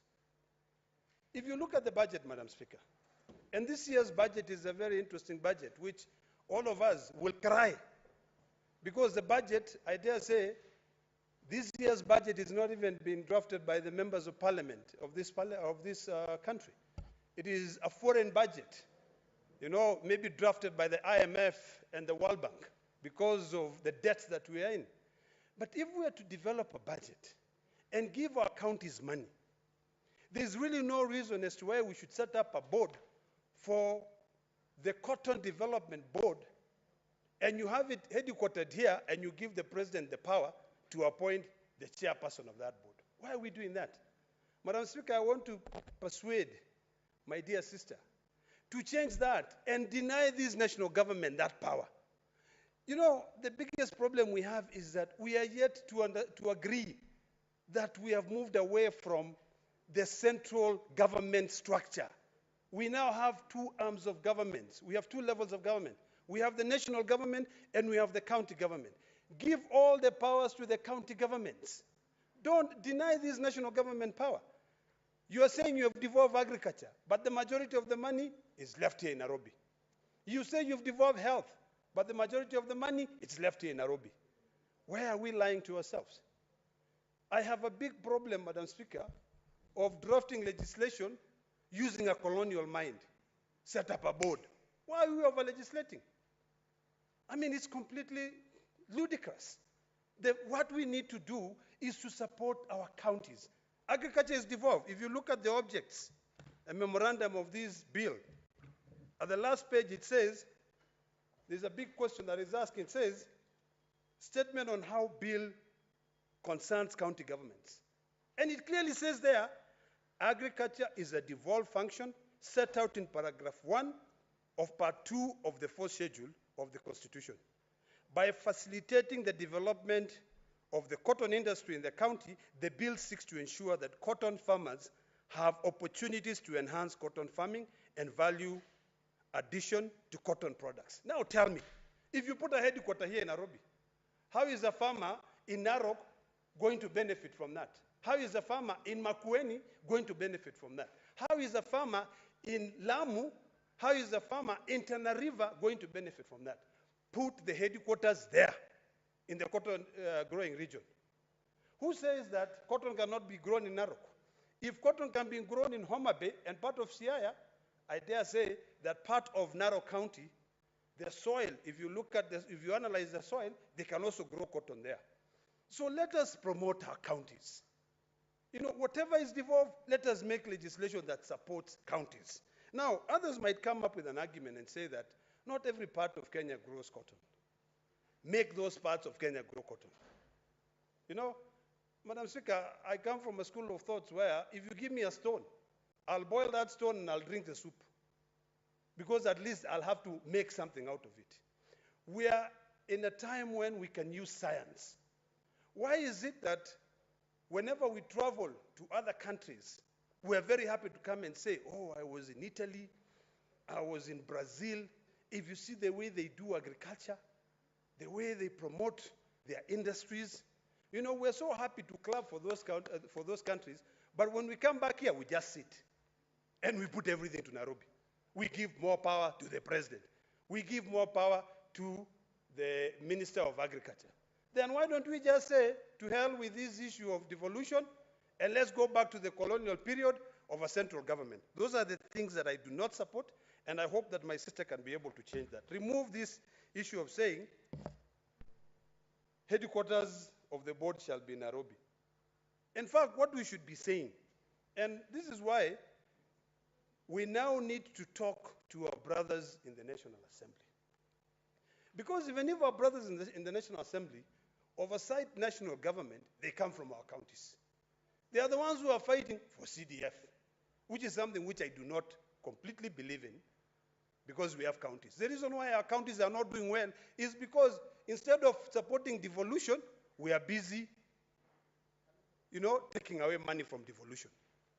We need to have a conversation with our brothers in the National Assembly.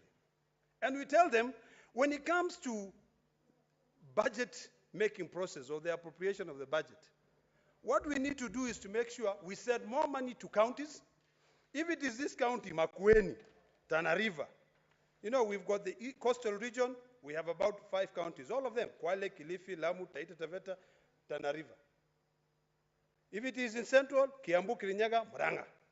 If it is in Rift Valley, Baringo, Elgeyo Marakwet, Kajiado, Southeast, Kericho, Turkana, West Pokot, make sure when it comes to the issue of the budget, if it goes to the issue of the agricultural docket, sit down, talk to the Minister of Agriculture, and you, the MPs who are sitting down in that budget committee, if you are the ones who are really making this budget, ensure that your regions have got money to grow the cotton industry.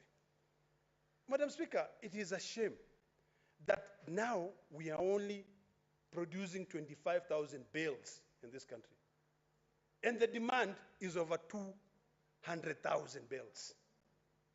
Yet, we used to pride ourselves as being, even right now we are priding ourselves as being one of the richest country in the Eastern Central Africa.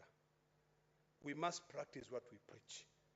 And the moment we realize that our counties are important is the day that we'll continue developing them. What I like about the bill is that it envisions a situation where it creates employment, it helps farmers, but those farmers will not be assisted by 100% policy. Because when you talk about the representation of the members of the board, that they have to take their cue from Nairobi. Nairobi, there's very little agriculture here. How do you think a farmer who has got no clue where Nairobi is, and I dare say there are so many people who have never seen Nairobi, Madam Speaker. In fact, from your own county, there are people who don't even know Nairobi exists. They don't even know anything else exists apart from their neighborhood, because that's what they have. How do you expect that farmer, who is very intelligent to be able to benefit from this board. Today, Madam Speaker, earlier on, and I was causing a lot of havoc with my sister, 27-year-old senator. We reduce money that has been set aside by the Constitution to go to counties. This is on the equalization fund. We have reduced over 3 billion. And what excuse do we have? Treasury does not have money. The Constitution says set aside a certain amount of money every year. Treasury should have been setting aside that money. So we've reduced that money. We've denied my county money, which is supposed to get. But one of the things that really annoys me is that all these boards, now there's an equalization secretariat. It takes about 416 million. For what? What is that secretariat doing? Taking away 416 million. So you've reduced that to about 300 and something million. Now here, you're also talking about this board. This board will also have a budget allocated to it. A lot of money. Instead of taking that money to counties, so that in the agricultural budget of each and every county, they can allocate money to employ field officers who will be able to go into those cotton growing regions and support young farmers. There's absolutely no way we are going to change this country if all we think about is establishing boards, which consist of a chairperson appointed by the president by notice of gazette. You are creating more jobs. This is so interesting, Madam Speaker, because you keep on saying our wage bill is bloated, and you are creating them more here. I want to persuade my sister, although now the bill is a property of this House, but I want to persuade her to scrap all that, And now let us begin drafting legislation, keeping in mind what is happening in our counties. Not every legislation that we develop must have a board. We are just creating more jobs for a few individuals who are known, and the rest will not get it. Difficult. Very difficult for people to survive. Today, Madam Speaker, difficult. Very difficult for people to survive. Today, Madam Speaker, if you border, a place where we used to pay 50 shillings to ride on that border, it is 200 shillings now because of the cost of living. The cost of living is going so high.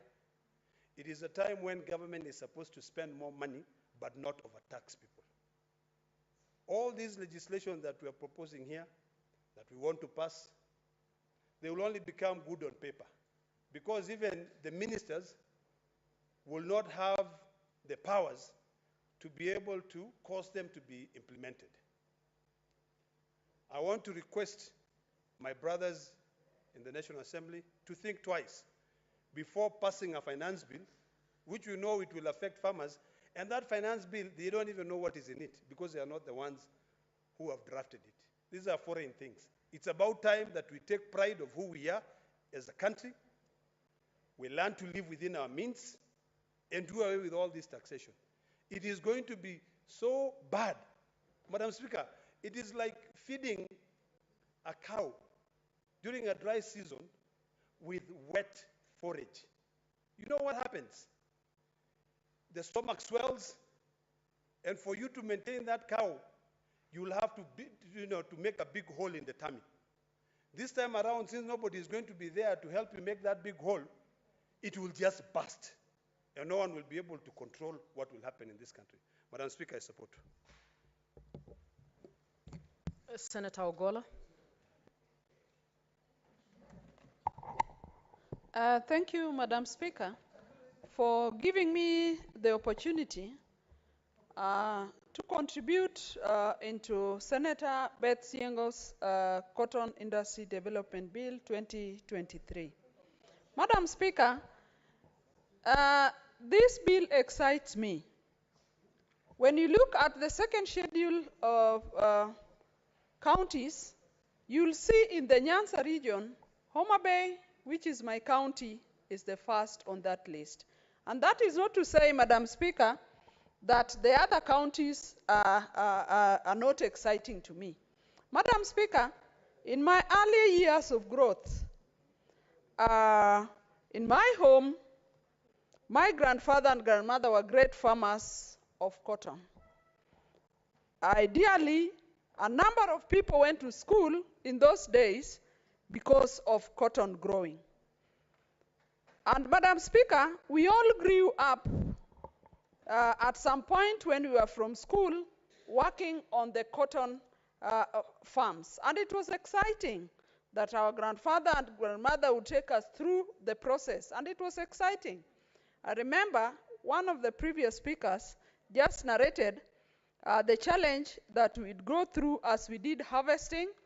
That, Madam Speaker, you'd start the harvesting, and when you are like 100 meters or 200 meters away from where you started, and if you looked back, behind you would be all white. I mean, Madam Speaker, it gave you so much work to do, but the happiness in this is that there was more cotton seeds that were sprouting up after every time, and that was the actually, that was the fun of it. That was the beauty of it, because then it meant the quantity kept on increasing.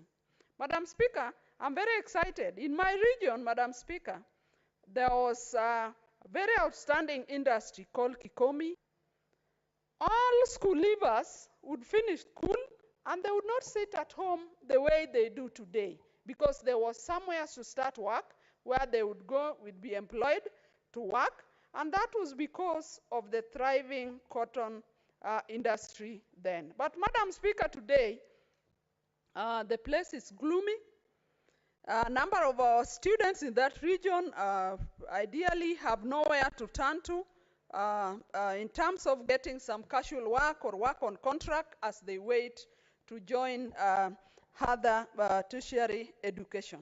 Madam Speaker, that is specifically why I'm excited with this bill.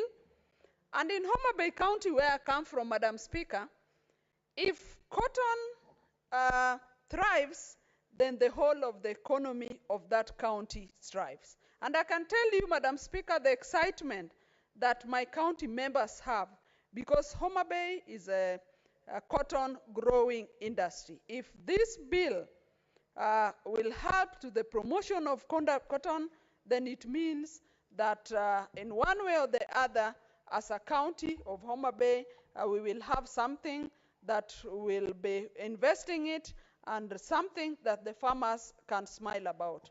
Madam Speaker, something else why I'm excited about this bill is that the sponsor spells out even a very comprehensive management style, management of the industry.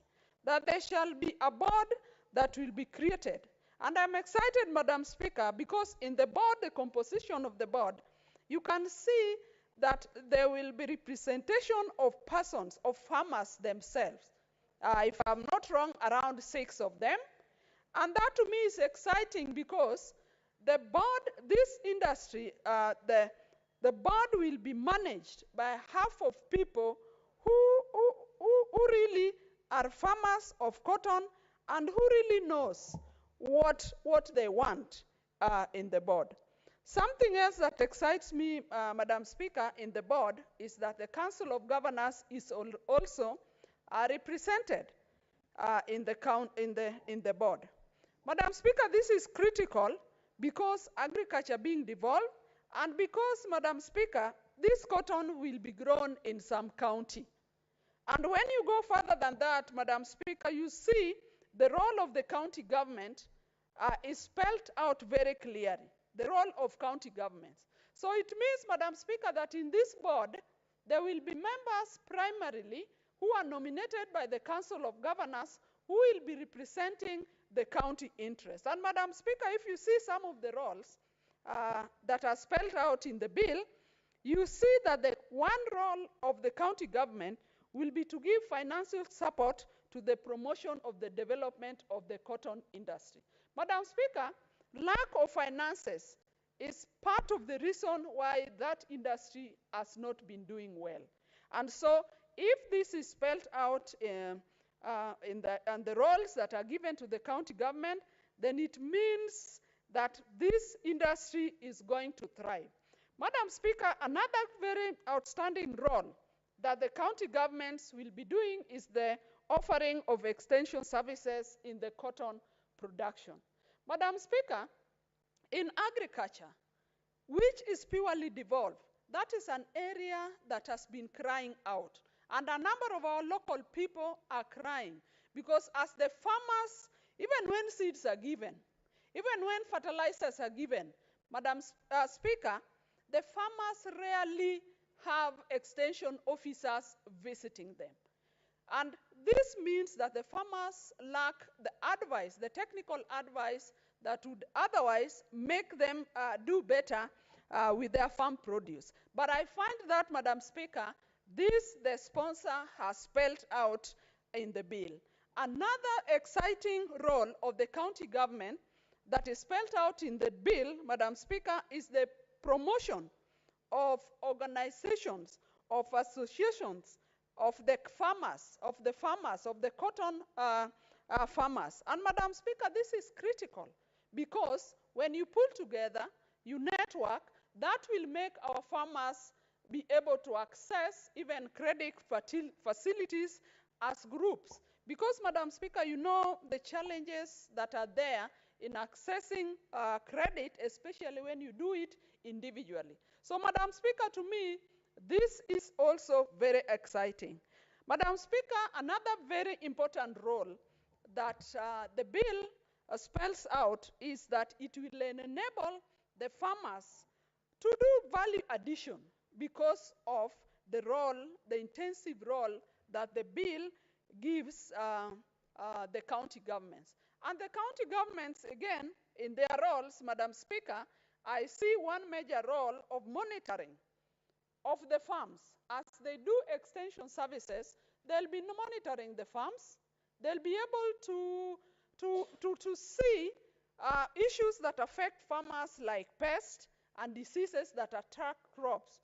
And Madam Speaker, that is an area that has brought down the cotton industry in my area before this bill came up, because the farmers individually dealt with the issues of pests, with the diseases, and now if this is brought out to be a prominent role of the county government, a government that is closer to the people, a government that is closer to the farmers, then I know, Madam Speaker, that the cotton industry is going to thrive, and I'm excited it is going to thrive, and my region is going to pick it because that is a cotton growing industry. But Madam Speaker, coming to this heavy role that the county government has been given in this bill, it means it has a lot of financial obligations on the county government, and especially in agriculture.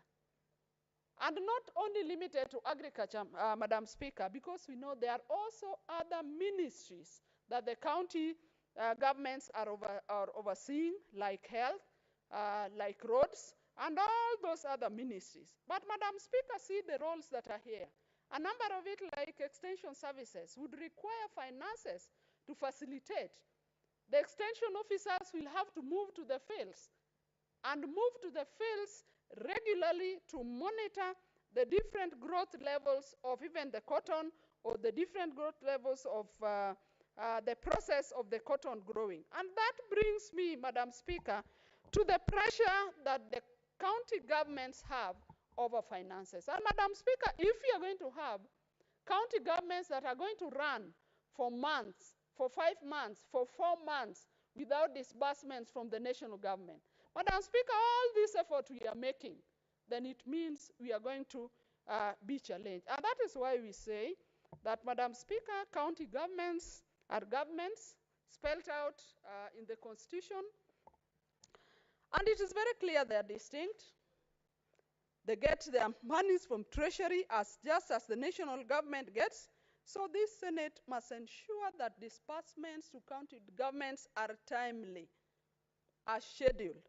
Because then, if that does not happen, then it means some of the roles that are spelled here are not going to be taken very seriously. So, Madam Speaker, I want to support this bill, and we want to encourage the sponsor. We'll walk you through with this. It means so much to our counties, and Madam Speaker, agriculture is so crucial to our people. The cotton industry development bill that we are discussing here is going to enhance the issue of employment in our counties. Because if that is structured well, then Thank you, Madam Speaker. Let me start by really congratulating my sister from my home county, none other than Kitui County, Senator Beth Siengo, for wonderfully bringing up this great bill. Why do I say it's a good bill? It's good because it's an agricultural bill. Agriculture is one of the sectors that do and continue improving our economy, not only in Kenya, but largely in the East African country. Madam Speaker, this bill, as I listened to my great sister, because at some point I used to sit in the agricultural committee, and I saw the passion that she really dedicated, and I understood her passion because as our region, Kitui, which is one of the regions that cotton has been grown, is one of the cash crops that we've always prided in. Yes, in other counties like Siaya, Meru, Machakos, we still have this cash crop. The way she has brought it out, from where I sit and from my understanding, is that we cannot continue doing things the same way and things have to be done differently. And from her perspective, Madam Speaker, one, she recognizes that this is a good cash crop that is supposed to bring great revenue to this country, and more so to these specific counties that she has brought about and brought out. I agree, as my colleagues have put, that agriculture is a devolved function. And she really focuses on these regions that produce the cash crop, cotton. As we speak and as we know that the industry went down. But she brings about in her bill stating on how and the impact that this cash crop is going to bring about. What is key and what I want to emphasize is on how we are focusing on bringing up this cash crop. It is very, very important to ensure that the farms that grew this cash crop will be more prioritized, even at a national government level. The government, as we speak, as far as agriculture is concerned, through the Minister of Agriculture, is focusing on ensuring that it supports its farmers. And how does it support? It supports its farmers by providing the correct and the standard seedlings for the different cash crops. Also, the quality fertilizer that is required to be able to bring the germination process of this cash crop. Madam Speaker, cotton is a product that gives us different byproducts. Away from the farming process, we have the manufacturing process. And as a manufacturer, both sectors from the farm and the manufacturing level are going to increase job creation. The economy where it is, things have been tough. But as much as they are tough, it is the high time we minimize on white-collar jobs and look at the jobs that are actually going to have a much more bigger futuristic benefit. And agricultural sector is one of them, whereby our youths from these different regions are going to get employment. White-collar jobs also will be attained, and this is about close to over 10,000 that will be in these offices, ensuring that they acquire a bigger market share for the cash crop. The finance bill that we've been talking about, has a clause that talks about excess duty on imported products. The finance bill is discouraging imported products that us as a country can be able to produce and provide in our markets. And in this part of this excise duty, it is the high time that we understand the finance bill is discouraging and encouraging our own local industries, both manufacturing, agricultural sectors, in the farming. Because the moment we embrace, the moment we add value to our cash crops, and more precise to the cotton that we are discussing about, then we embrace what is our own. We embrace what is Kenyan. We embrace what is African. And note, Madam Speaker, tomorrow is actually African Day. It is a time that we need to pride in our local products that we have as a country. When I get an opportunity to travel, Madam Speaker, one of the things that comes out when you say you are from Kenya is the Kenyan tea. It is an international product. It is what resonates because they know the Kenyan tea is a brand. I'm happy because in the finance bill, which I urge my colleagues to take time and get to understand what is in this bill, because even some of the tax that are in place, the bill proposes that it's going to remove some of these taxes for coffee and tea. And that is where we should take cotton, in such a way that we also pride in it. The market has been affected by the brokers, whereby our farmers sweat so much, go through a lot, but the output is minimized. I'm happy to state I have a bill that talks about the extension services. Since agriculture is a devolved function, and since my sister Siengo is clearly understanding that this cash crop grows very well in specific counties, through the intervention of the extension officers, we expect a lot of improvement of the product, bringing about the product to the standard that is required, because standards really matter. And the extension officers that are going to be in place are going to ensure that our farmers have the right seedling, have the right soil pH levels, have the right components that are required, up and including the correct farming processes, so that we have a product that shines the way tea has shined in this country. Madam Speaker, from statistics, back to the finance bill, when we talk about the housing issue, we need to realize that when you talk about housing, it's much more on the urban sector, such that we need to ensure the land that we have, especially at the county level, is plowed and utilized as agricultural land.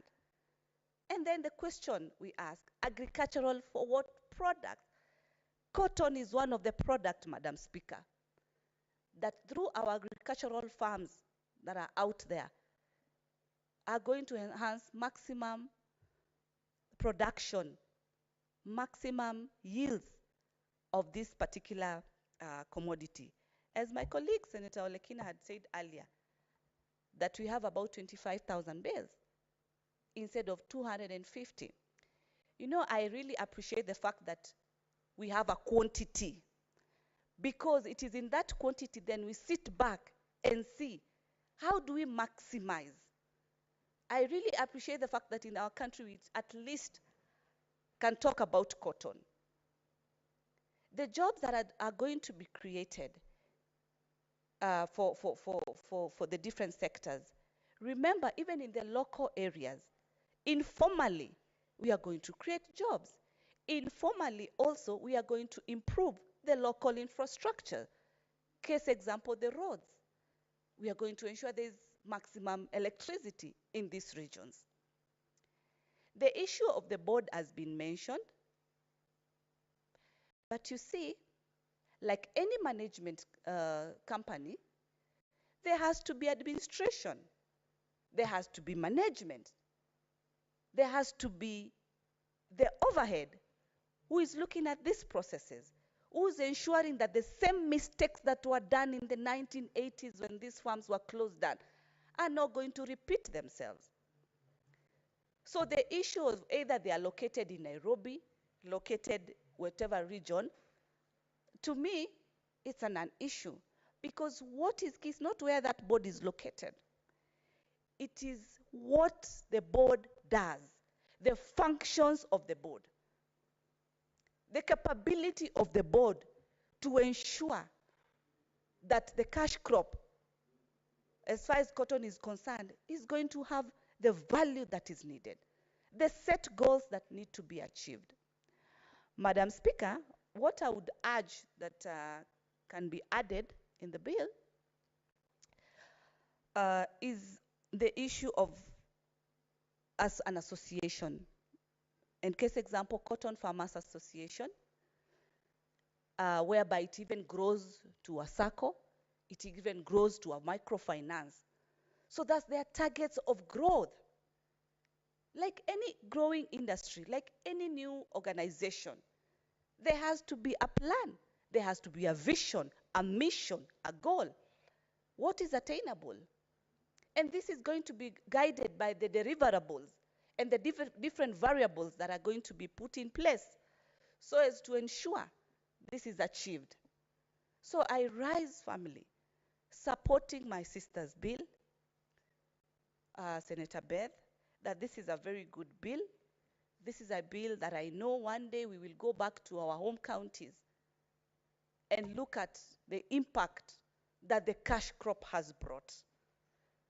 So, Madam Speaker, with those many few remarks, I highly do support. Thank you. Senator Omtata.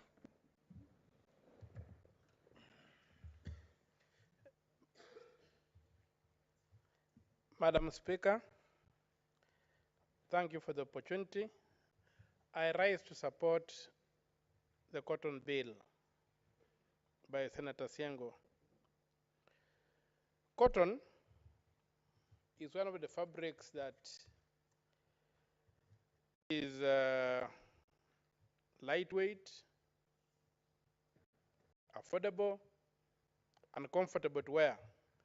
And if you look around, the majority of us are wearing cotton stuff. And I think the way all of us are comfortable, I think our underwears are all in cotton, because some of those fabrics you can't create some clothes out of. But cotton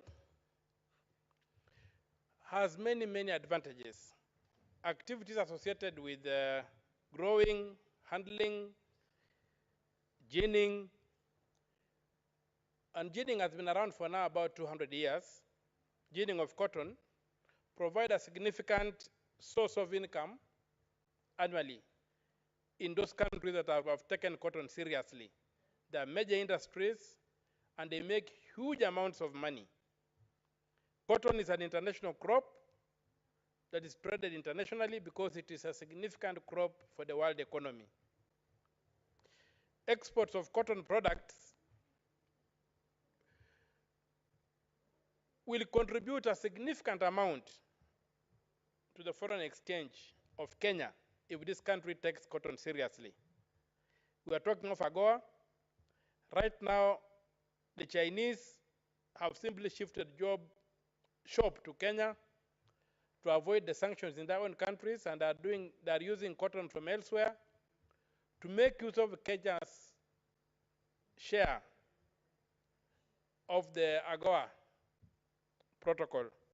So if we grow our own cotton and service these industries, we stand to make a lot of money out of them. Also, though agriculture is devolved, the national government has a major role in terms of policy to ensure that the cotton industry thrives.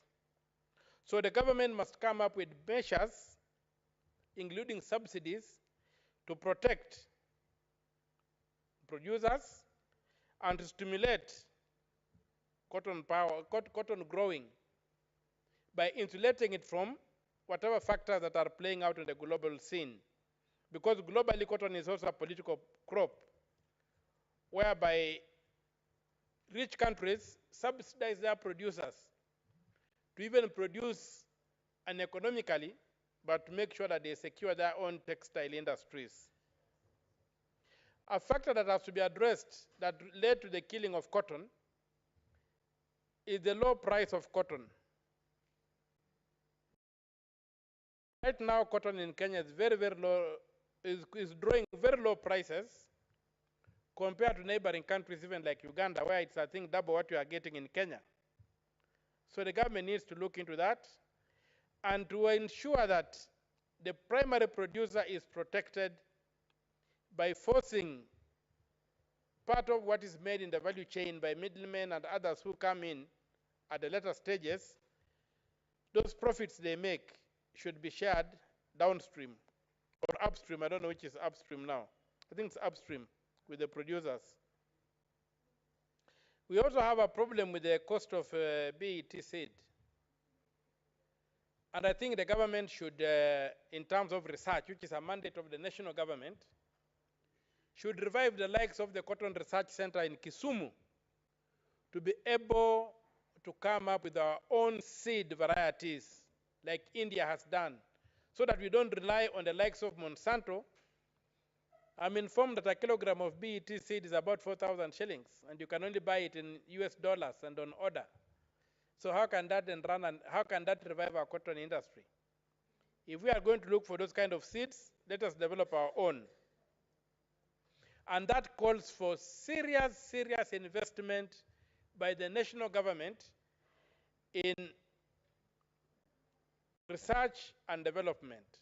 R&D must take a forefront when it comes to reviving the cotton industry. We must carry out research and develop our own varieties and propagate them to the farmer. I've had people commenting on the finance bill during these same submissions. I'm sorry to say that the finance bill is in terms of developing a country, amounts to arrant nonsense. No country has been developed through taxation. When you tax farm inputs, and cotton is an agricultural crop, what do you aim to get? It's failure. When you tax petroleum so that the cost of petroleum becomes too high, what do you aim to get? What's your point of order, Madam Mutinda?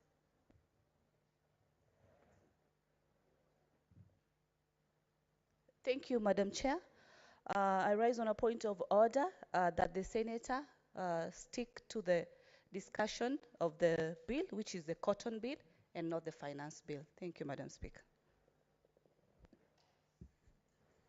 I was contributing, in fact, to the Senator just given a point of order. She then introduced the finance bill and began praising it and lionizing it and anointing it and putting ointment and perfume on it. But the thing is a skunk. It smells.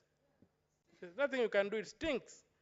So, unfortunately, the finance bill will not find its way to this House unless my petition in the High Court succeeds, which is trying to force that the finance bill must come to the Senate because it affects us in terms of our mandate over the counties.